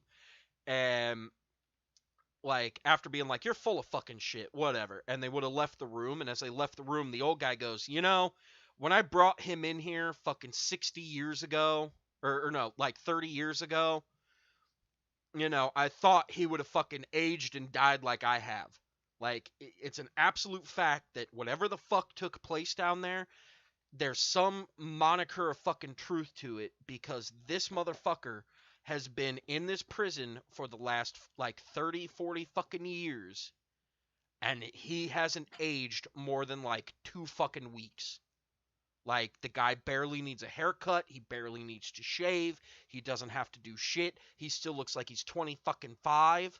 Like, that's the most that's changed, is he kind of looks like he's 20 fucking 5 instead of it like a 16, 17-year-old fucking kid. But what the fuck? Like, can't you guys do something? And the two detective dudes would have put on jackets and been like, "Yeah, yeah, whatever," and walked away, and the back of the jacket would have read, like, FBI or some such shit. Uh, So essentially, what was going to happen is the main character in my book would have met up with him, because come to find out, the blood magic was actually like some, you know, otherworldly shit that these two idiots stumbled across. It would have been something like, Native American gods, like the gods that Native Americans worshipped and shit like that. They were actually like angels and demons. And I was essentially going to try to combine it all together, where it's like every religion is right, but every religion is wrong type of shit. So I started doing like hardcore research into a whole bunch of different religions and shit. But yeah, I literally got up to a point where, what was it? The last bit that I had written out, because part of it was having like weird dreams, and the dreams were literally vivid ass dreams that I was having, but modified slightly so that way then they fit the narrative of the story. Like, one of them is the dude gets chased around by like Jason Voorhees and Michael Myers inside of his own house. That's a real dream I had. Another one is the guy like walks down this like sloped driveway into like a almost like an Aldi's or some type of like grocery store like that, and everybody's faces would have been like half obscured, because that's literally how the dream was. Like, you could tell that they had a head, but it was like that everything is black except for like the chin, and the chin yeah. and up is like white type of a look where you can't really make out any distinguishing features. And the guy like turns to go down an aisle and he sees a girl who's smoking hot and he's like, "Oh shit, I know you." And he would have went to walk up to fucking talk to her, and then like some fucking Michael Jason bad guy showed the fuck up. I can't remember it now. It was so fucking long ago, but I just know the premise. Like there was some bad dude that showed up. He was going after the girl, and what ended up happening is I ended up pushing, because she ran around to the next aisle and the guy followed her. So I pushed the shelf over. The girl got the fuck away, but the bad dude didn't. So he literally climbs over the fucking shelf to try to fuck with me, but where I'm at is like an automotive. So you could clearly tell it's a dream because I pour oil on the ground and light it on fire in a circle, and I'm like, "It's you and me, motherfucker. Bring it on."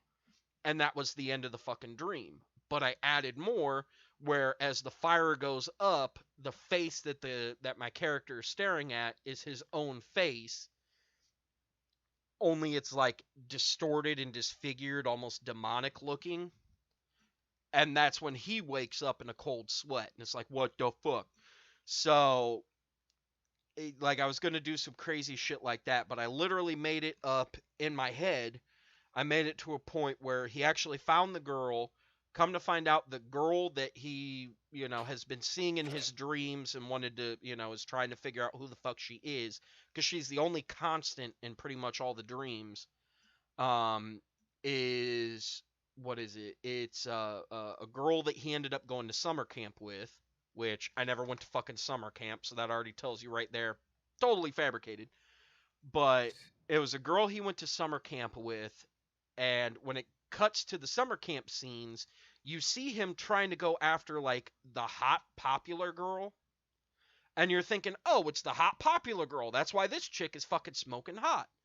And eventually, after being like turned down by the hot popular girl, even though we fucking stuck up for her, because her boyfriend was a jock douchebag and was like pushing her around and treating her like shit, and he eventually stood up and bullying the kid, obviously.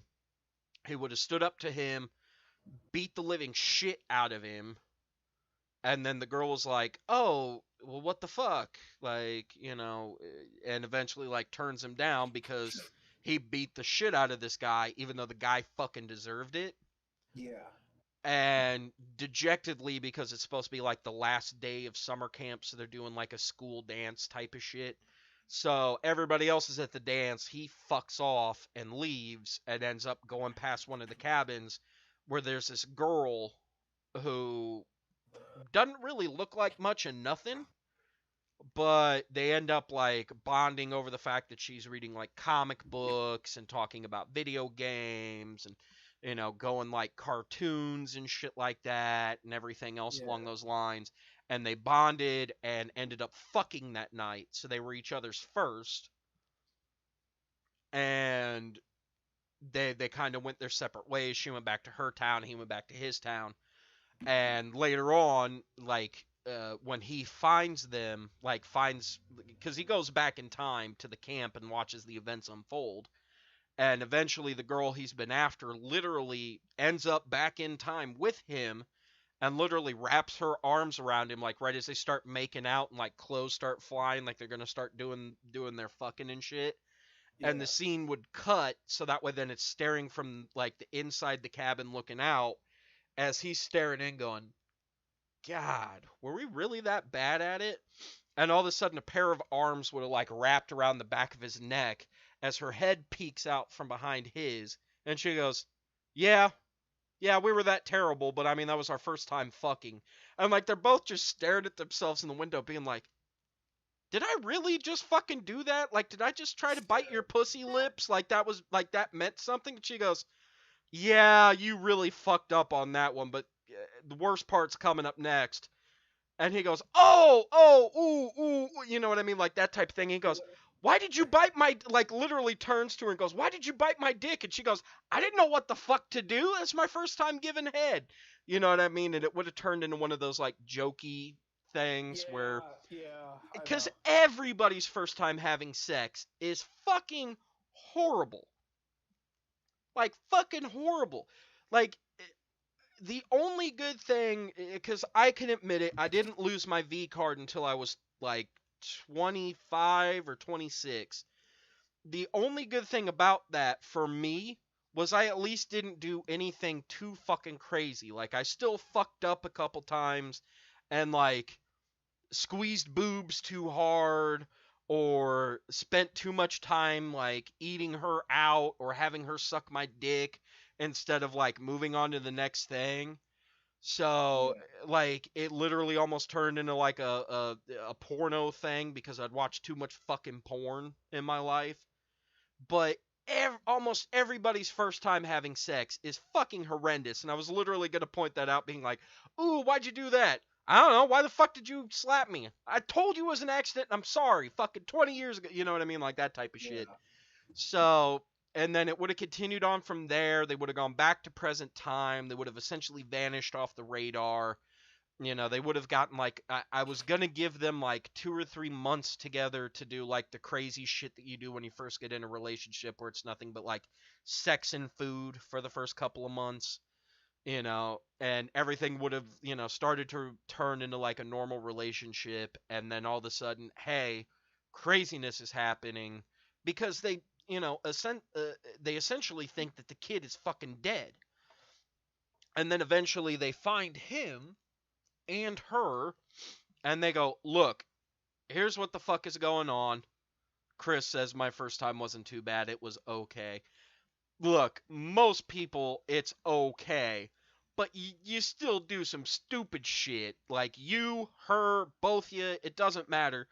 There's still some stupid shit that fucking goes on where you're like, if you watched it back, like if you could go back in time and watch your first time having sex, you would go, why did I do that? Why did I do that? Like, We're doing play by play. yeah, like why am I like creepy whispering in her ear? What the fuck? Why am I, hey, come on, baby? Like, why am I doing that? Oh god, why am I a creepo? What the fuck? You know what I mean? Like, there's some cringy shit that you would see and be like, oh god, why did I, oh. So, like I Yeah. said, it usually ends up okay at the end, but holy Christ, man. Like, you would cringe if there was ever a cringe compilation. Like, if it was people reacting to the first time they ever had sex because it was recorded and they could watch it back, like 10, 15 years later, you'd be like, why the fuck did I do that? What the fuck is wrong with me? And it's not even like actual sex shit. It's like the stupid shit you're doing on the in between, like playing with boobs or like cupping balls or like kissing on a neck and an ear and just doing shit fucking way wrong.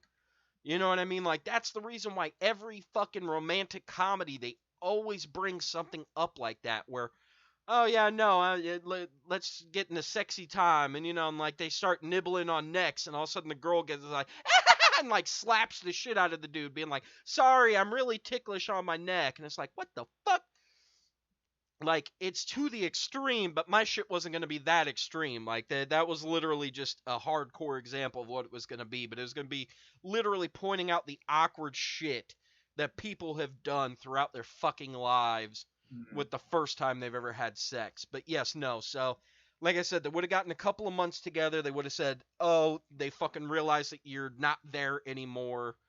They think that you're alive. They're trying to find you, and then it would have gotten down to the point where, okay, it's time for the war, which would have led between the second and the third act because, you know, they've had time for more development, they've had time for more growth. You know, the characters have kind of, you know, leveled up in quotes, and they would have shown up to start the fight. And because of the way that the war is going, because I was literally gonna put them motherfuckers like in Antarctica or some shit where nobody would have known what the fuck is going on. So I had it set up where it was gonna be like the middle of fucking nowhere where nobody goes and nothing fucking happens. So nothing would have been seen.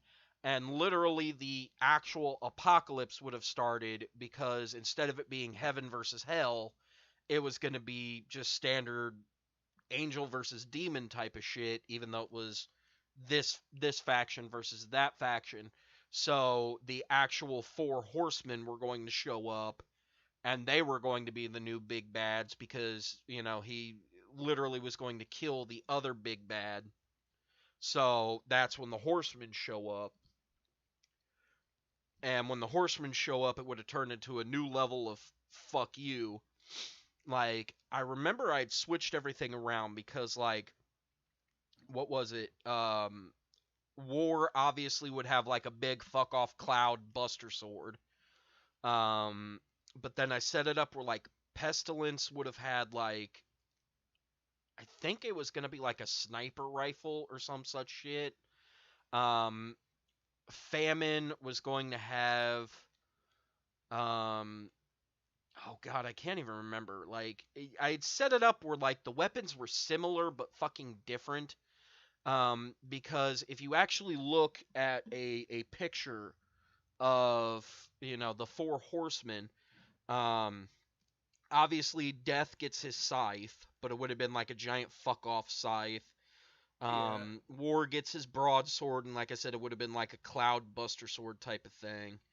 Let me see here. Okay, four horsemen of the apocalypse images. There we go. Oh yeah, because the one has a bow, so I modernized it where they were gonna have a like a sniper rifle. And then the other one just has like scales. Oh, that's what it was. I was gonna turn him into like that one character from fucking Bleach, where he essentially has like the giant fuck off like sickles, but they're stuck on the chain. Notoria? I think so. The one bald dude. Oh no, bald dude. I can't remember his name. No wait. Cause he's one of Shoot. the Was he a Shinigami? Was he a Shinigami or was he yeah, no, he was a Shinigami because Okay. this would have been a little bit after all the shit with Aizen where they finally figure out and like stop him and Ichigo gets Rukia back and all that, because the next Yeah. time that you see a fucking Shinigami, it's that bald dude, and it's the first time that Bankai comes up because he gets that big. Ikaku. Yeah, because he gets that big fuck off. They're almost like fucking whole hand punching daggers type of shit, but they're Hold attached on. with chains on a stick. Here's a picture. Okay, because I was gonna fucking. Yes, that motherfucker. Yeah. Yes, in fact, hold up. Let me see if I can't. Here, let me put it over there. That. It was gonna be something along those lines, where the scales of justice, which is what they're technically supposed to be, excuse me, they were essentially going to be like this, almost like the curved blade portion of it attached to the chains, where instead like the chains would have actually connected to just a fucking like bow staff type of thing, and this motherfucker would have been like whipping them around and fucking causing all kinds of havoc, to where as my main character was like killing off the actual four horsemen, it would eventually come down to one of them, and I think I was gonna actually have it be Pestilence, I believe, and they were gonna take Death's scythe along with like War's fuck off Buster sword, that fucking giant, you know, scales of justice is what I was going to refer to it as well as the sniper rifle, and basically Mighty Morphin Power Rangers combine them together into like a giant fuck off weapon, where there would have been no fucking way for you to you're fine, man. No need to worry about being late. But yeah, they would have combined it. Jesus, if I can fucking English better.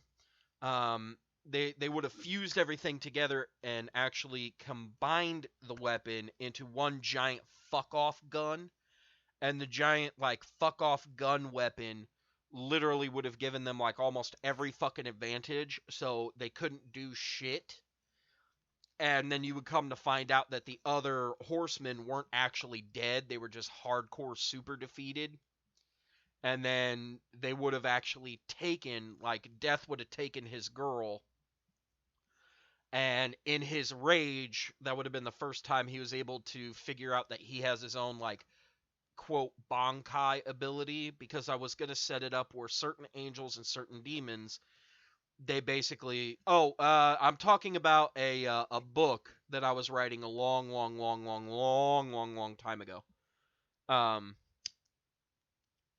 But yeah, I was going to set it up where certain angels and certain demons end up, like, having favor over certain, like, elements and things like that, which is the reason why early man, they worshipped a god of fire and a god of water and a god of earth and a god of lightning and a god of wind and the sun god and the moon god and the star god and the god of grass and the god of wheat and the god of harvest and the god of horses and the god, like, all of that shit. It would have been because different people had the ability to basically control different realms.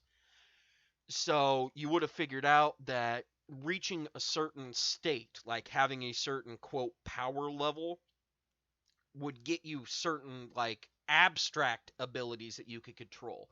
Like, the entire book was actually going to have, like, a soundtrack to it because I was constantly referencing music in it. So, like, one of the big fights, he's literally, like, training in the past, and he has like a boombox set up, and he's listening to I can't remember which song it is. I'm pretty sure if I pull open one of my song lists, I can figure it out. But he was listening to a song by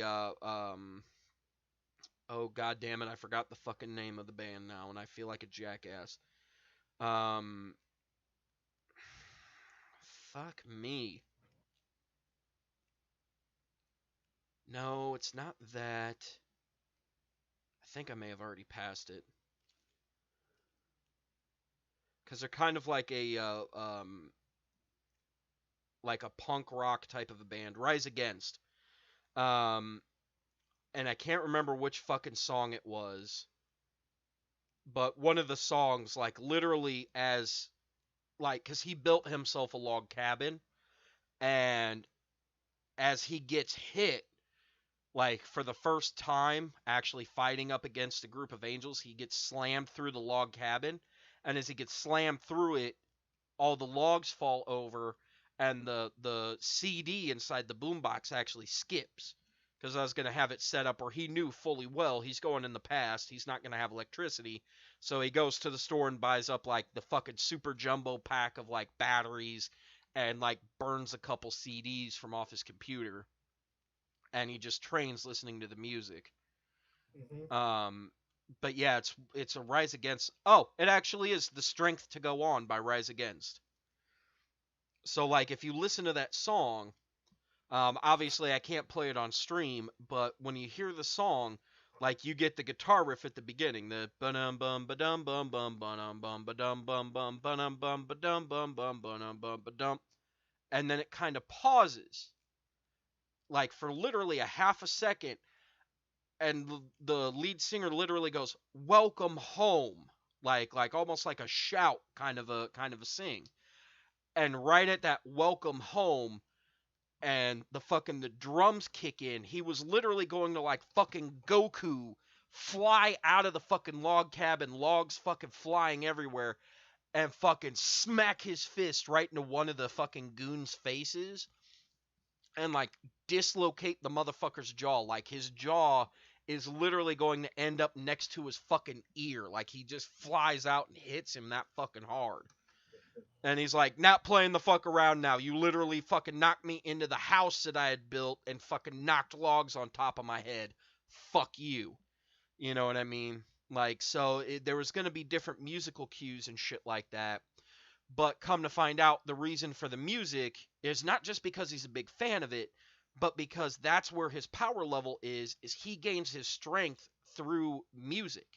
So as long as there's some form of music, he gets power, and that would have been the next revelation for part 3, because he builds up the power, he goes in and he fucking destroys, like, the four horsemen, and when he goes back to his girl, somebody goes, "She didn't make it, man. She's 1,000% dead. She's gone."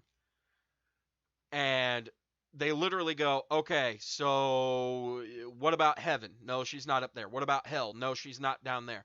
Well, where the fuck is she? Well, Nephilim, when they die, they go to purgatory. Okay, well, what's the quickest way to get to purgatory?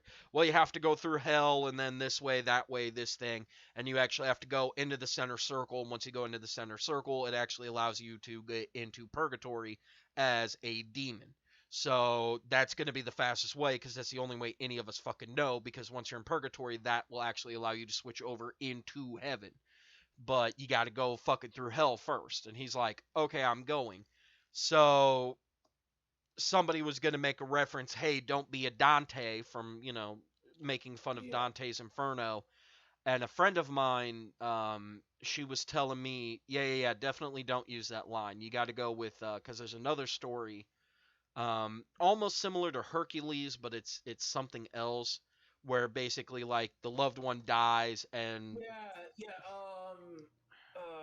Shoot, I know this story. Dude has to push up a boulder without looking back. I just can't remember the myth.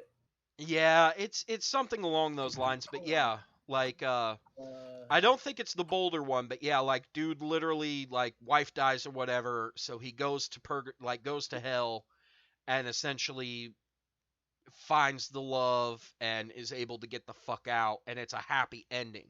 It's not like Dante's Inferno where Dante ends up trapped in fucking hell for all of eternity cuz he Don't look fucks back. up. Orpheus. Yes, Orpheus. Or at least I believe you're right. Like I said, I'd have to actually read it to know if I'm right or not. But yes, no, he was literally going to make that reference.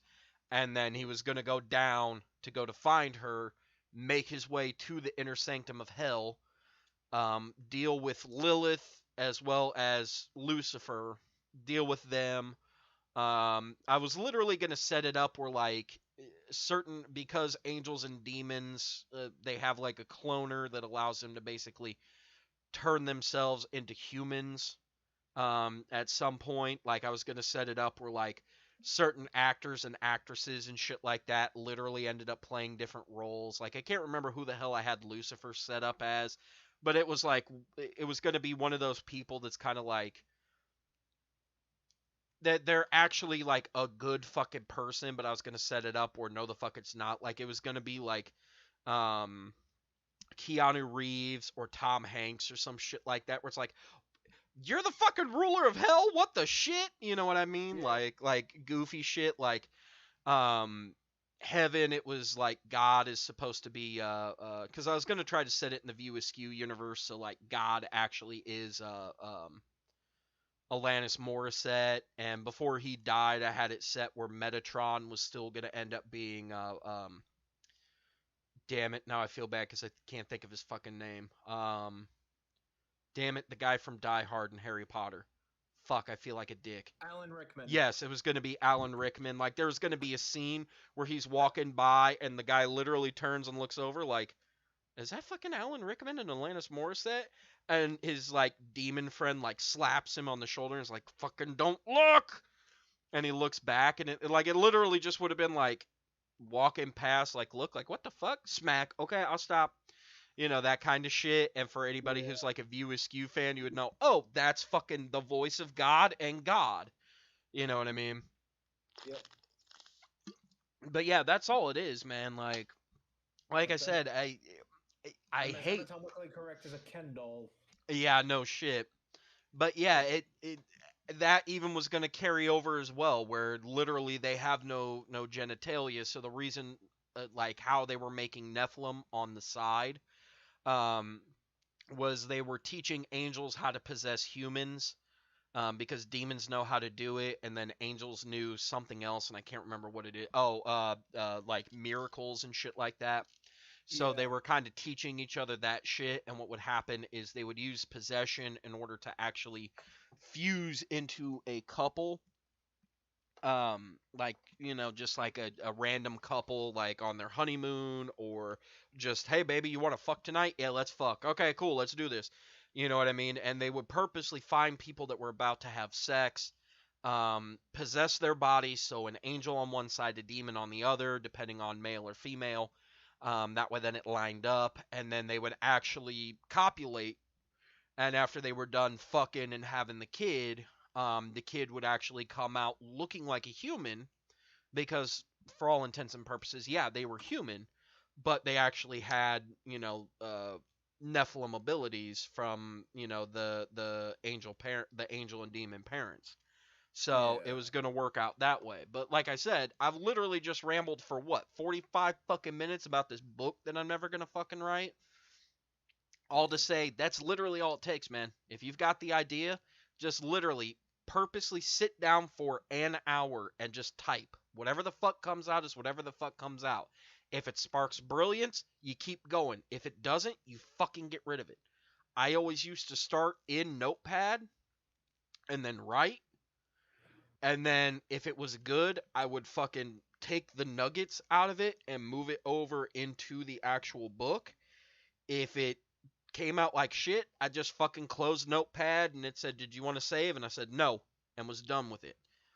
Um, in fact, sometimes, because this is while I was working third shift at the gas station originally, I would literally take like pieces of fucking paper and just start fucking writing on the front and the back and just write out like fucking this idea and that idea and go here and do this and then this happens and uh-oh, werewolves. You know what I mean? Like whatever Yeah. stupid fucking idea came to mind and I was like, "Oh, that's a good fucking idea." And I would just write it down and fold it up at the end of the night and put it in my fucking pocket because one day my fucking manager's like, "Why do you keep writing shit down and fucking?" And I was like, "Oh, because I'm kind of writing out ideas for like an idea for a book or something." She's like, "Oh, well, fair enough. Just don't use so many pieces of paper," because I literally folded up like 30 pieces of paper and stuck it in my pocket one day. And she was like, "What the fuck are you taking? What's in your pocket?" And I kind of showed it to her. I was like, "Oh, yeah, it's fucking ideas for a book." And she's like, "Okay, don't take that many fucking papers, but okay, whatever." Yeah. But yeah, that's literally all it is, man. Just if inspiration strikes, doesn't matter where you're at, taking a shit, in the shower, at work, whatever, just jot them down real quick, and then when you get a chance to, fucking write it out. Because that would kill me. I would come up with an idea and I'd be like, "Yeah, that's so fucking good. I'll remember it when I get home." And then I get home and be like, "What the fuck was that idea I had again?" Yep. Yeah. So, but yeah, that's all it fucking takes, man. Just sit down, take a little bit of some time, and yeah, you'll get it figured out, man. Okay. Oh yeah, that's right. I was in the middle of doing a fucking fight in the game. Duh. You go sit back there. You can go up front. Cause let me. Whoops. Wrong button. Cause I need to view. I know there's a fucking dragon up here. Oh no, there isn't. Good fucking shit. Okay. Oh. Oh no, wind. Fuck. Actually, you can sit in the back then. And since I need to take wind, I'm gonna bring you with me, cause arrow. Okay, start the fight. Do the things.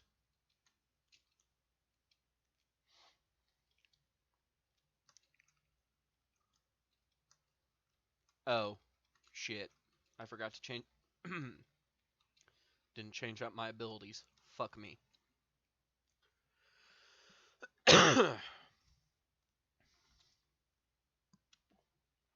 I'll be right back. that's fair enough. But yeah, while he's gone and he brought it up, speaking of fucking story time, so the reason I haven't streamed in the last few days is because work has been so fucking hectic. I literally have come home so fucking drained of all of my energy that I just didn't give a fuck to stream. And that's no offense to anybody in particular. It's just my boss was literally telling me, "Hey, we're supposed to be getting a new guy at work." I'm like, "Okay." And then he says, "You know what? We're not getting a new guy." I'm like, "Fuck." And then a couple days later, he's like, "Hey, you know that new guy I was telling you about?" I say, "Yeah." He goes, "Yeah, you're getting that new guy." And I'm like, "Oh, well, sweet." And then a couple days later, "Yeah, you're not getting that new guy." Now, to be fair, the guy isn't technically new. He technically already works for the company. they're just transferring him from inside the store to outside with us. So I'm like, what the fuck? So, oh no, that's fine. I'm literally in the middle of regaling story time with Uncle Sario real quick. Alright. But yeah, so because the boss kept being like, yeah, you get the guy, no, you don't get the guy, yeah, you get the guy, no, you don't get the guy, yeah, you get the guy, no, you don't get the guy.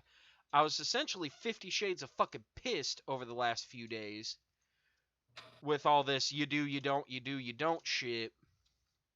Because what ended up happening is one of my guys is on vacation in 2 weeks.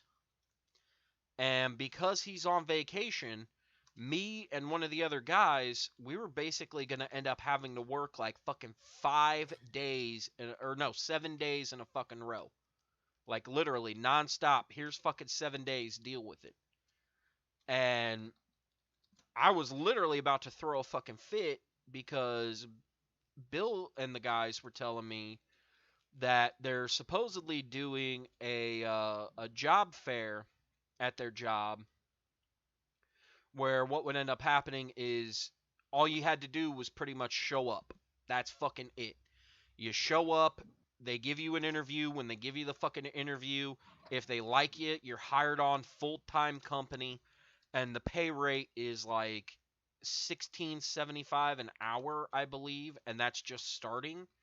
And like I said, you literally start full company, which means you get all the benefits plus the pay, the time off, the 401k, all that shit. It's yours. Fucking have at it. So I was literally telling my one coworker, and this was on fucking Wednesday, because I had to go in to cover the guy who's going to go on vacation. I had to cover his days off for the week because the other guy is on vacation yesterday, today, and he's still on vacation tomorrow. And then after that, he comes back. And I put his ass on some fucking bitch detail for taking 3 days off to fucking essentially go on a fucking staycation. Because he was telling me, oh yeah, no, it's gonna be me and my girl, and we're gonna fucking rent a hotel room, and we're gonna go down to St. Louis, and we're gonna do this, and we're gonna do that, and blah blah blah bullshit. To which I later figured out, no, he's not. There's like a concert or something that's gonna be in town, and they're going to the concert, which is supposed to be today, I believe. Um, but he wanted the days off to make sure that, I don't know, I guess they had plenty of time to fucking do whatever else it is that they needed to fucking do, like fuck, drink, get high, do whatever. Because both of them basically work for like different companies but doing the same job type of shit. So neither one of them really gets like many days off. So I get it. Like I fully 1000% understand where the what the fuck he's coming from with that. Um because my ex and I both worked at the exact same job. That's actually how we started dating. Is we were both at work alone, and she was bitching about not being able to find, a man, and I was bitching about how I can't find a fucking girl to save my life. And we were just like, I don't know, you want to try this whole dating thing? And next thing I know, we set it up where after work, once she got off, we were going to go over to my place. Like, we were going to make a stop off over at, like, Walmart, pick up some shit. Like, I was going to get, like, a couple frozen pizzas. We were going to just, like, sit in my room and, like, watch a movie. Like, we weren't even going to do anything. Like, it was literally just going to be, she was going to fucking come over and hang out, and we're just going to sit around and watch movies and do shit like that. Because she's got a kid, so she can't really, do too much shit. Like, she was just going to come over, hang out, and then possibly fuck off. Well, we ended up going to leave to go to fucking Walmart, and I went to the one Walmart, and she went to the other one. which we had a little bit of a laugh about, but I told her, hold on, I'll come to you. So I went to go over to her. Yeah, get rid of that fucking action card. This guy doesn't go away, does he? No, good. Is this? No, it's this one. Because I need to swap out my fucking cards. Because I have too goddamn many of them. What is... So far, hunting looks like... Yeah, let's do hunt. There, get rid of those cards. We'll do hunt again. Get rid of... Whoa, no. Get rid of that one. Get rid of that one. You know what? Get rid of that one. Why the fuck not?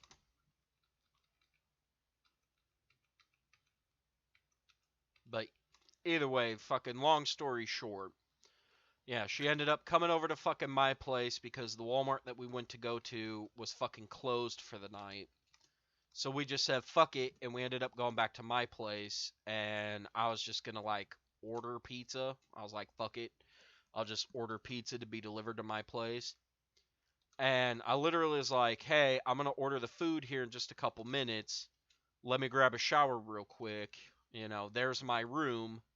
Because I was living with a friend and her boyfriend at the time. And I was like, hey, you know, that's my room. Don't go to that one. I'm going to grab a shower, you know, and then as soon as I'm done, you know, we'll order up food. Because, you know, it was just late enough where if we had ordered it, like, at the right moment, Pizza Hut would have still been able to fucking deliver to us type of thing. Yeah. So I'm like, let me grab my shower. I'll be right back. So she goes, okay. You know, why don't I just join you? Because I kind of need a shower too. And I'm like, okay. So next thing I know, we're both in the shower fucking. And it kind of went from there. For like a year we dated and, you know, lived together and everything else was good to go and everything like that. But like I said, we were both busier than shit because we're working the same job. And a little after we started dating, the boss fired her because she'd found out that we were dating, thinking it was going to like fuck up everything at work when she was literally working first shift and I was working third shift. So there's no way we were like working the schedule together at the same time other than me being like, that's some dumb leap of logic. right. Well, one of my coworkers figured out and basically like brown nosed the boss to a point where the boss was like, yeah, I'll just fucking get rid of her. But yeah, they like the most that would have ended up happening is like she would have walked in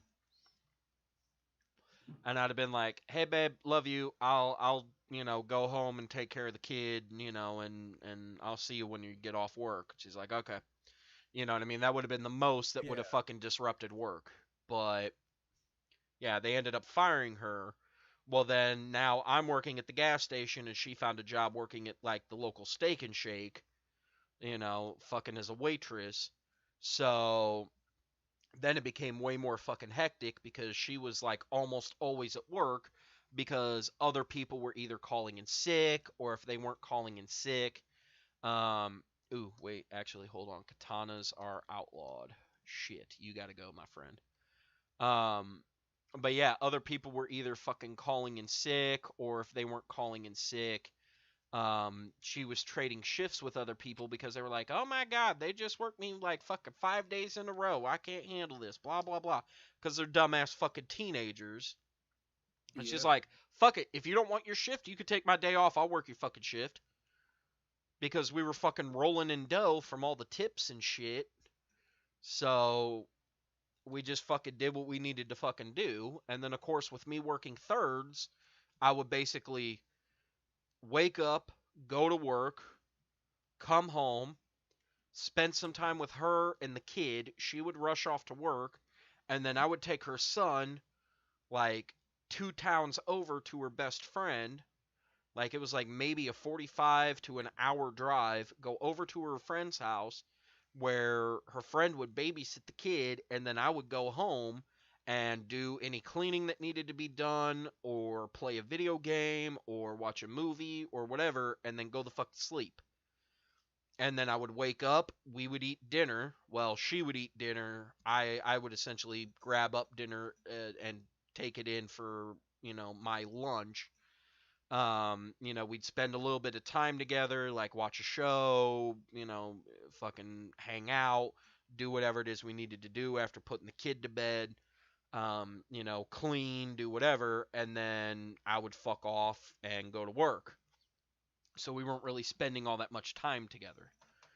Like one of the few days that we actually got to spend time together, and then this is a fucking terrible story. I don't know why I'm telling it, but one of the few times that we got to spend time together, we ended up going to, there's a hibachi place in town called Osaka's. Like, I know Bill's talked about it all the time, but we would go there a lot, like, as a group, and just hang out and everybody sit at the table, watch the guy cook up the hibachi and, do that. Well, we ended up having a little bit of some extra pocket money, so we ended up going on a date night, and we went over there. No, it wasn't the hibachi place. That was with me and Hannah. Um, Me and Kayla ended up going to the steak joint in town. I can't remember if we went to Logan's or Texas Roadhouse, but we went to one of those steak joints, and we ended up getting, like, I got like one of the fucking like 8-ounce steaks, um, with like a baked potato and like corn on the cob. She got like a steak and some salad. And my cigarette's going out again, motherfucker. But basically, we went on like a dinner date. We ate, got dessert, had fun. We were gonna go home, and then that way, then I could take my shower. Well, we could take a shower, and then because she was gonna take a shower and go to bed, I was gonna take a shower and then go to work. And we got home, and I had to shit. So I sit down and I'm taking a shit. She's in the shower and we're talking. And all of a sudden I'm like, my stomach doesn't feel so good.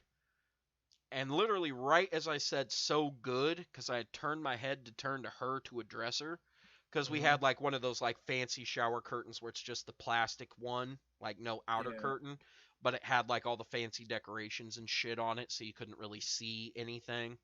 Yeah. But I turned to go to talk to her, and right as I turned to go, hey, I don't feel so good all of a sudden. Right as I said so good, and my head is turned towards the shower, I literally projectile vomit, like, Ooh.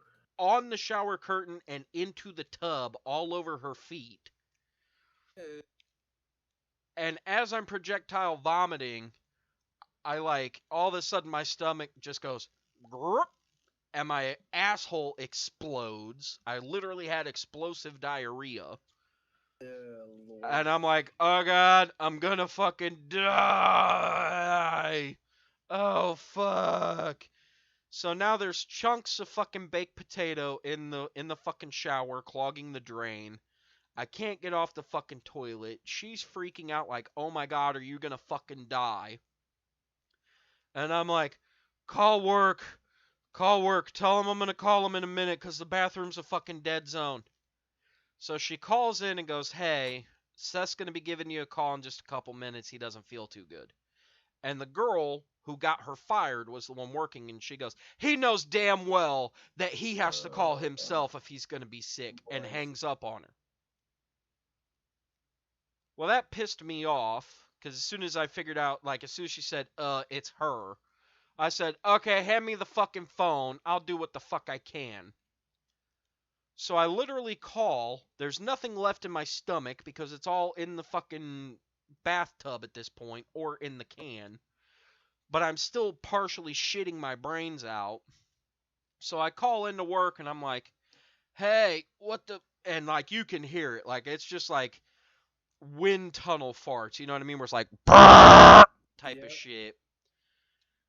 Like, and you can hear the spray as it's hitting the side of the fucking bowl, and I'm flushing the toilet, and I'm like, hey.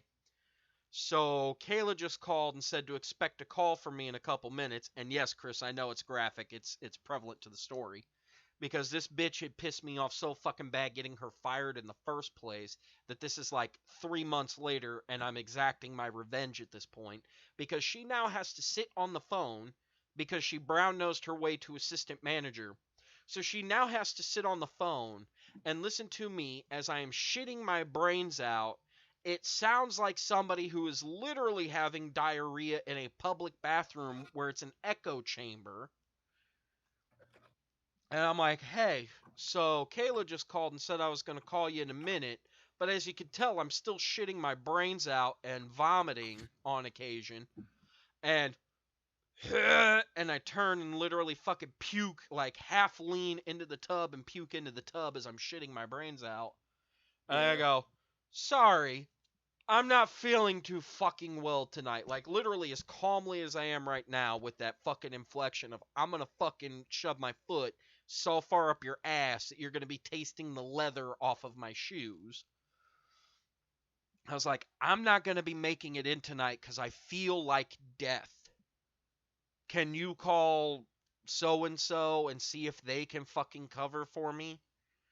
Because if not, you're going to have to do it, and I don't want you to do it because I know you just got done working a fucking shift, and working a double, especially into a third, is a bitch. And she goes, oh, I thought you were just having her call because you didn't want to. I didn't realize you were actually dying. Yeah, I'll figure something out. Give me a call back in a little bit to see what happened. I said, okay, I'll give you a call in like 30 minutes. So I fucking clean out the fucking shower because luckily the bathroom was right next to the kitchen. Why they set it up that way, I have no fucking earthly idea. But to be fair, the place that we were living in was essentially a house at one point in time, where they walled off sections of the house and turned it into a duplex essentially. So like there was a basement entrance that was outside where somebody lived below us. There was like another entrance to the side of our apartment, in quotes apartment, where there was a lady who lived there. Behind her and us, there was like almost like a walled section, like an L shape, where there was a lady with a fucking pit bull that lived next to lived next to her. And surprisingly, in the back was a dude that I ended up going to fucking grade school and high school with, which me and her went to the same fucking schools because she was actually in class with my brother and sister. Um, so she knew him as well, but we would go back there and talk with him, and every now and again he'd have weed and we'd get high. But yeah, like, so the entire fucking place can hear me fucking dying. So I eventually clean out the fucking shower, throw the shit in the garbage. She takes out the garbage because obviously I'm not walking the fuck outside at this point. And I take my shower, clean myself up. And after I clean myself up, I'm starting to feel a little bit better, but I still feel like hot death because I literally just got done eating a fucking 8-ounce fucking steak that was literally like 2 inches fucking thick that I got medium rare and they did it fucking perfectly. A baked potato with all the fucking trimmings and about 8,000 rolls. Because, like I said, it's one of those steakhouses where it's like, here's like 8 baskets of fucking rolls. Eat up, motherfucker. That way, then you won't fucking actually get to enjoy this steak dinner. But I'm a fat fuck, and I take that challenge and destroy it. But I'm feeling better, but I still feel like shit. So I go in the living room and I sit down on the couch and I call back and I go, so did you guys ever get it figured out? And she goes, well, the boss, like I called the boss, I talked to her. She said, well, you figured out your assistant manager. So I guess I'm stuck working a double because the other guy never answered his fucking phone, which I figured because it's his day off. And I'm like, well, I kind of figured that as well, but there's not really jack or shit that can be fucking done about it at this point.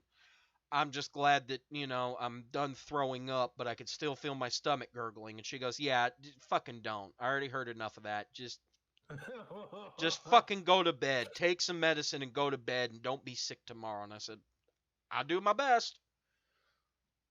But I had already taken some Imodium before I got into the shower, so I knew I was going to be fine. But yeah, like, fuck her type of shit. But like I said, when it comes to my coworker, I've been there, I've done that, and with him and his girl both working like full time 40 plus hours a fucking week doing shit, I understand why it is he just wanted a mini staycation. But after I figured out that's all the fuck it was, I put him on fucking shit detail, where he's gonna come back from his vacation, in quotes. I think I have him set up where he's gonna do an open, then the next day he's gonna do a close, which means day one he has to wake up at fucking 5 in the morning or whenever, so he could be to work at 5:45 and work 5:45 to 2:15 because that's the opening shift. And then the next day is a close, which means he gets to drag his ass in at fucking 5 o'clock at night and work from 5 o'clock at night until 11:15. And then he gets to enjoy himself a day off because it's bullshit for you to do an open or to do a close followed by an open. So I said, not a problem. So I gave him, I believe it was, I gave him a day off, and then I set him up to do, or no, I gave him 2 days off, and then I set him up for another open followed by another close. And in the meantime, because he's also doing some of the book work inside the store, because that's what his other job, like that's what his new position was going to be, was doing all the bookkeeping shit for the store I work at. He then has to do an open, a close, and then go do bookkeeping shit starting at like 9 o'clock in the morning. So basically, leave work, go home, sleep, and then they have him coming back in to do book work. And then he gets to enjoy an actual day off before having to wake the fuck up at balls early in the morning and then stay up until fucking late as shit at night. Because fuck you.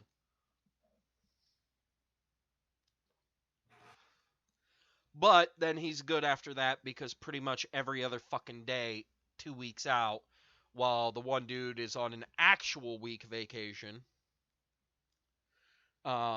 I've got it set up where he's basically covering his days.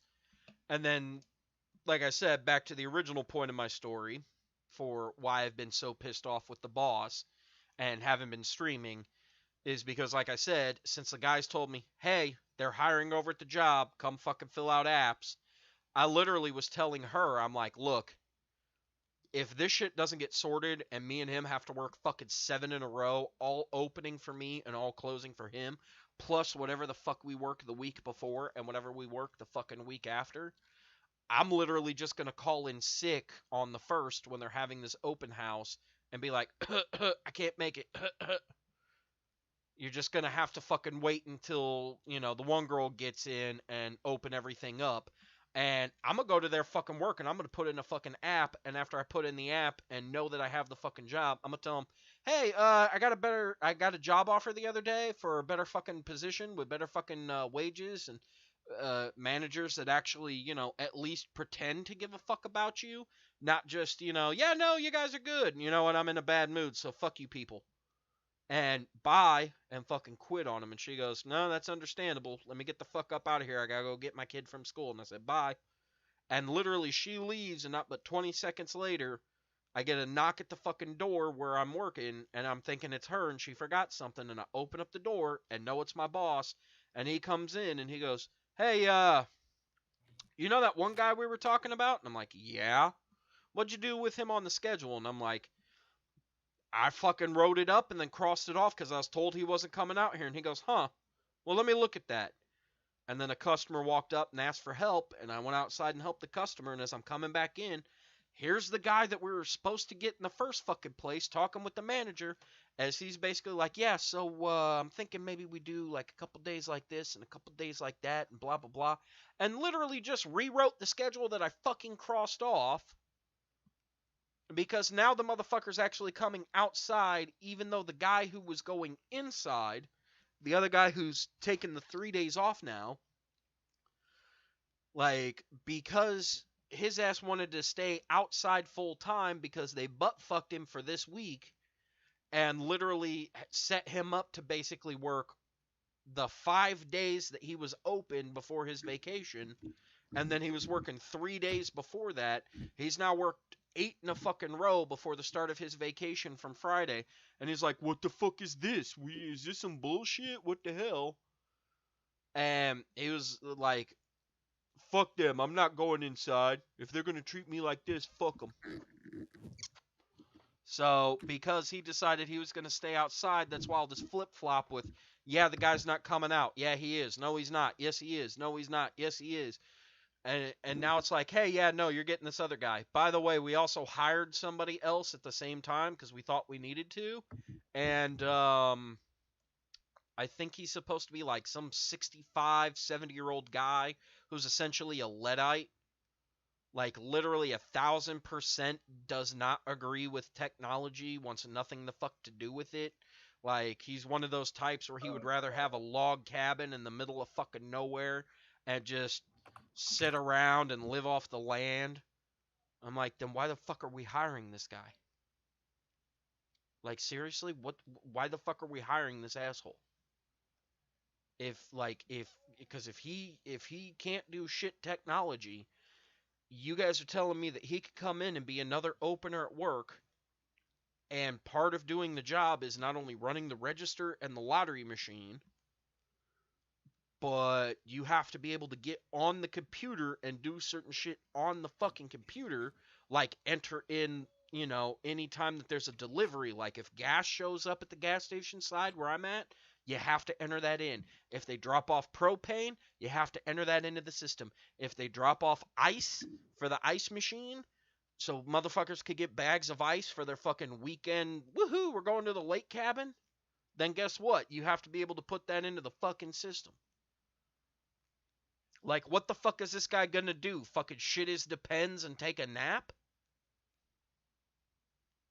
Like, you're basically painting a picture where this guy is so fucking old, he can't move correctly. How's he supposed to go outside and help a customer figure out their credit card and how to put it into the machine and get the machine to read the fucking credit card so it can pump gas? Like, why the fuck are we hiring this guy? How's he going to be able to go outside while there's fucking cars zooming around in the parking lot trying to get to a pump so they can pump gas? How's he supposed to go outside and sweep? How's he going to be able to clean the pumps? How's he going to be able to fucking clean up the concrete with the concrete cleaner?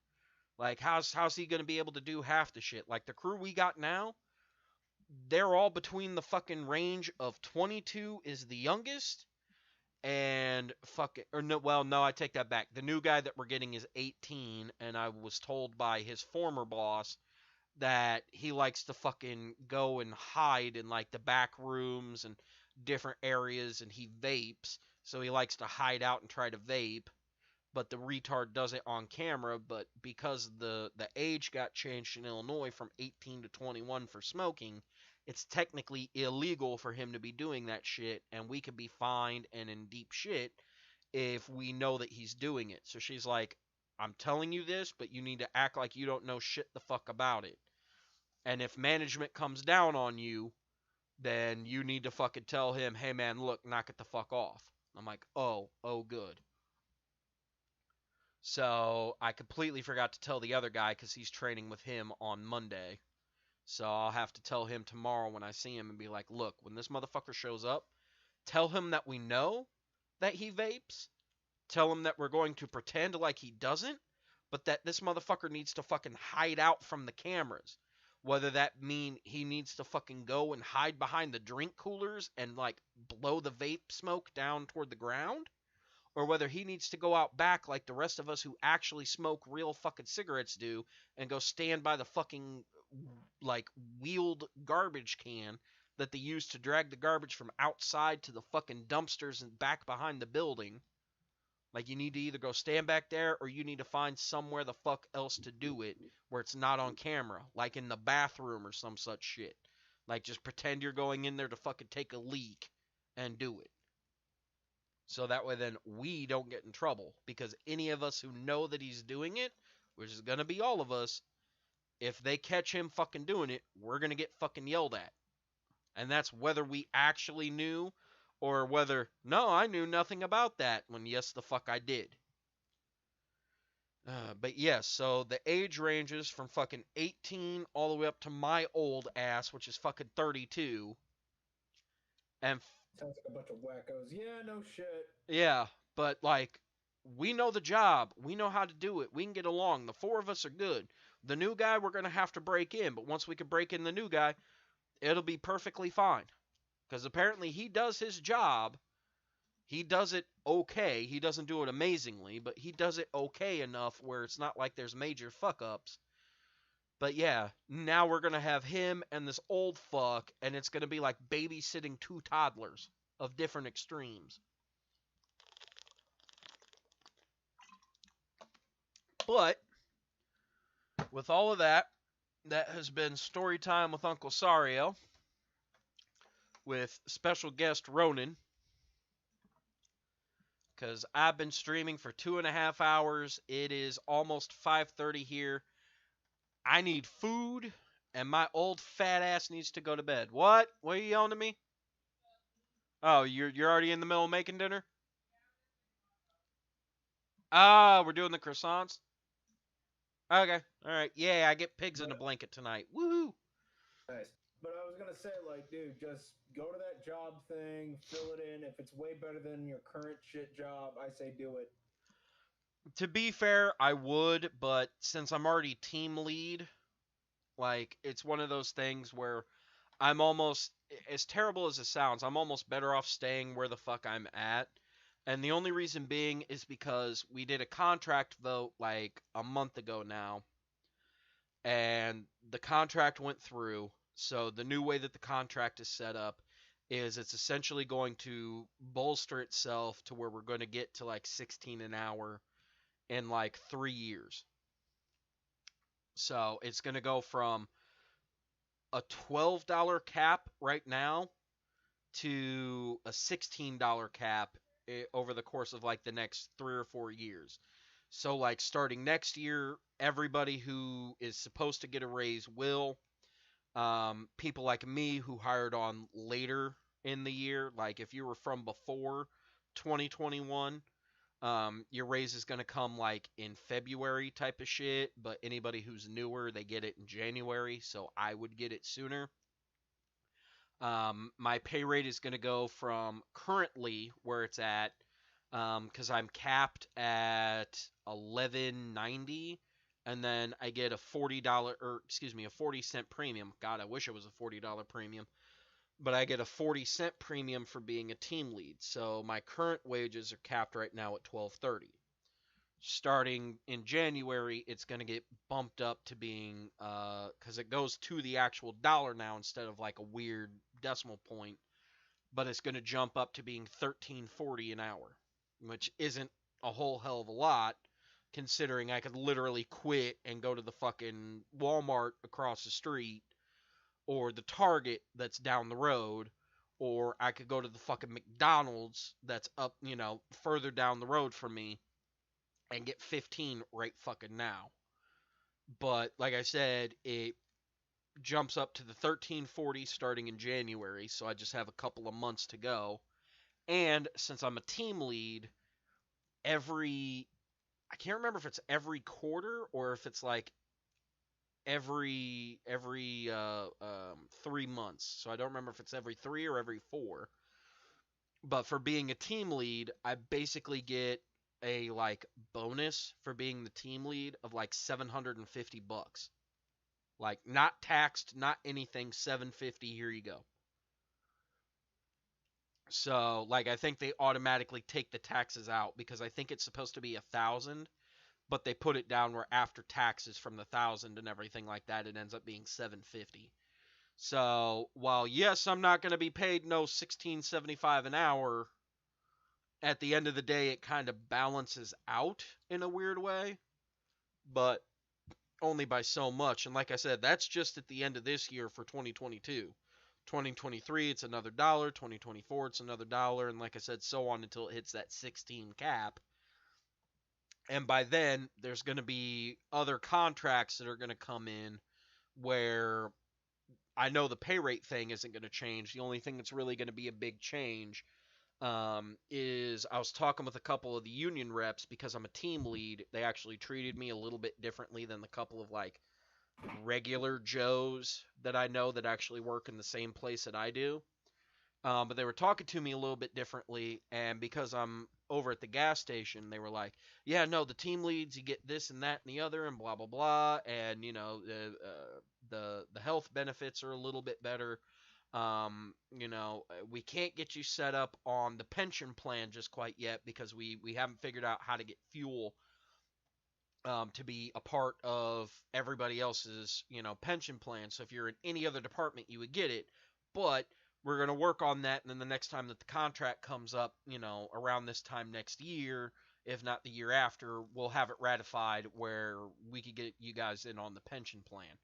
Which, for a big enough chain company like where I'm at, the pension plan is as good, if not better, than the job that the guys have, or the job that I had left working over at the insurance company because they had a pension plan as well. And the only reason being is because the insurance company I was at, it was based off performance, how much of a bonus you got for the pension plan. Here, period. Here's the bonus you get. It goes towards your pension, and you're done with it. So while at the insurance company, it started at 0, and if you met XYZ goal, they give you 50% into your pension plan for what the company made. They gave you 50%. If you met XYZ goal, you got 100% of what the company made. Like in terms of your contribution to it. If you reached another goal, it was 150, and if you were a fucking miracle worker, you got like 200% type of shit. So it's a sliding scale. Here, cool. You worked for the company for an entire year. We're going to add almost an entire year's worth of your wages to the fucking pension plan at like 10%. So basically 10% of the gross that you made for the entire year goes into the pension plan, which is about 2,500, $3,000 per year for me. That would go into the pension plan. So by the time that I'm like 65, 70, ready the fuck to retire and live out my golden years, I should have like, I would say pretty close to, because I'm 30 now. Well, I'm 32. That gives me another 33 years to reach 65. 33 times, I'll take the lower. You know what? I'll just say it's $2,000. So let's see, 2,000 times 33, 2,000. Yeah, that's about 66 grand on top of my 401k, on top of, if it's still around by then, it probably won't be, but on top of like Social Security, which is funny that people bitch about socialism, but they're perfectly fine with Social Security, which is socialism, but hey, what do you know? But yeah, like I said, I'm almost better off staying there. It's just a matter of if I switched, I'd get more money now as compared to later on, but like I said, I should be fine. Plus, at the same time, we've got everything set up with the lawyer for Hannah's disability. Money shouldn't be an issue too much longer, basically by the beginning of next year. Yeah, I'm going to say like beginning of next year, if not like spring of next year, all the shit should be done with her disability stuff, and money won't be a problem anymore. For now, it's a fucking paycheck to paycheck grind, but soon enough, no worries. But either way, it's been 2.5 hours. I think that should pretty much make up for my lack of streaming from previous. And so, like I said, this has been Sario Sez. You can hear the inflection in my voice because if you like what you heard, corporate overlords, which I don't get fucking paid for doing YouTube, so it doesn't really matter. But no, seriously though. If you guys liked watching me play the game when I was playing the game, or talking the shit that I was talking, whether it be with Ronan or on my own, since, as per always, I fucking dominated the conversation. Make sure you hit the subscribe button. Make sure that you ring the notification bell, because like I said, I stream whenever the fuck I have a free minute, whenever I feel like it. I know the stream today was supposed to make up for the lack of a Sentai review episode while everybody's doing birthday shit for Bill's wife and daughter, but looks like I only got a few people to show up. As always, I thank you very much, Ronan, for coming and hanging out with me and talking. Go ahead, No plug your problem, shit man. for me, buddy. What? Plug your shit! Oh, just yeah.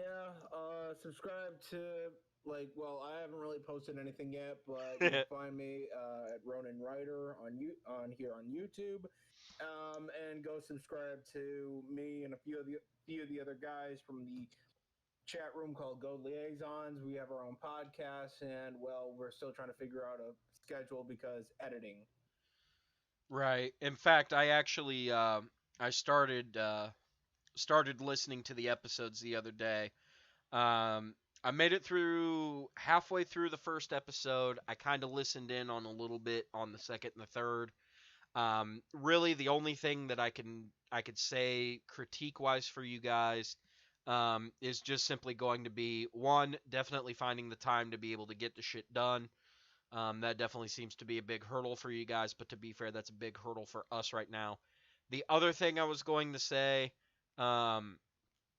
is you guys might want to spend a little bit more time just hanging out in Discord and just talking. Because you could definitely tell in the first episode, yeah, you guys definitely don't know each other. You guys just came together because you're fans of our show. So you kind of wanted to do the same shit that we do. And while it's actually pretty goddamn decent, you can definitely tell that there's some shit going on with the dynamic. So Yeah. I would say definitely just kind of hang out a little bit more with the rest of the guys. But yeah, otherwise everything else is fucking fantastic from you guys. So keep it up. I will tell you Thanks, guys man. that one right now. Keep that shit up, man. Yep. Also, I gotta say, episode 3 is probably our best edited one since we outsourced it to a different guy. Understandable on that one. All right. Well, since that's Ronan and that is me, like I said, I will see you guys on another date and another time whenever I can finally get up off my ass and get around to fucking playing a game and doing shit. Um, it's just simply one of those things where, like I said, if I don't feel like I have the time to do it or I'm not in the mood to do it, I'm not going to. Like, to be fair, I definitely could have streamed yesterday, but I just wasn't feeling it. It was too hot of a fucking day, and my mom finally got her pool open. Why she did it the other fucking day when it's almost a fucking fall, I have no earthly goddamn idea, but fucking 90 degrees with a fucking 100% humidity. You best believe Hannah and I went over to her place and fucking swam. And then I had the fun realization of how the fuck do I get out of this pool with my bad back? I'll tell you how I got out of that pool with my bad back. Barely. But that'll be a story for next time, so somebody remind me. But as always, I appreciate you guys coming out. Definitely go over to Fandom Night. We've been dropping a whole bunch of stuff that we recorded over Discord the last couple of nights. In fact, I believe we're set to record some more shit tonight or tomorrow night, depending on everybody's availability. Fuck, I forgot to text the disembodied voice. Son of a bitch. I was too busy running in circles trying to get home for this. Because I have set it up. It is live on the website, but it doesn't work necessarily unless you have the right type of shit. But I did set up a master inbox essentially for all of our episodes. So you can currently go out and get the entirety of the Fandom Night catalog. No fucking joke. You can get all of it on the website under the Fandom Night feed. The downfall that I have is if you go to things like Podkicker or Google Podcasts or Podbean or anything along those lines, you can't really listen to the episodes because it'll find it if you have the link to the RSS feed, but it won't open the shit up.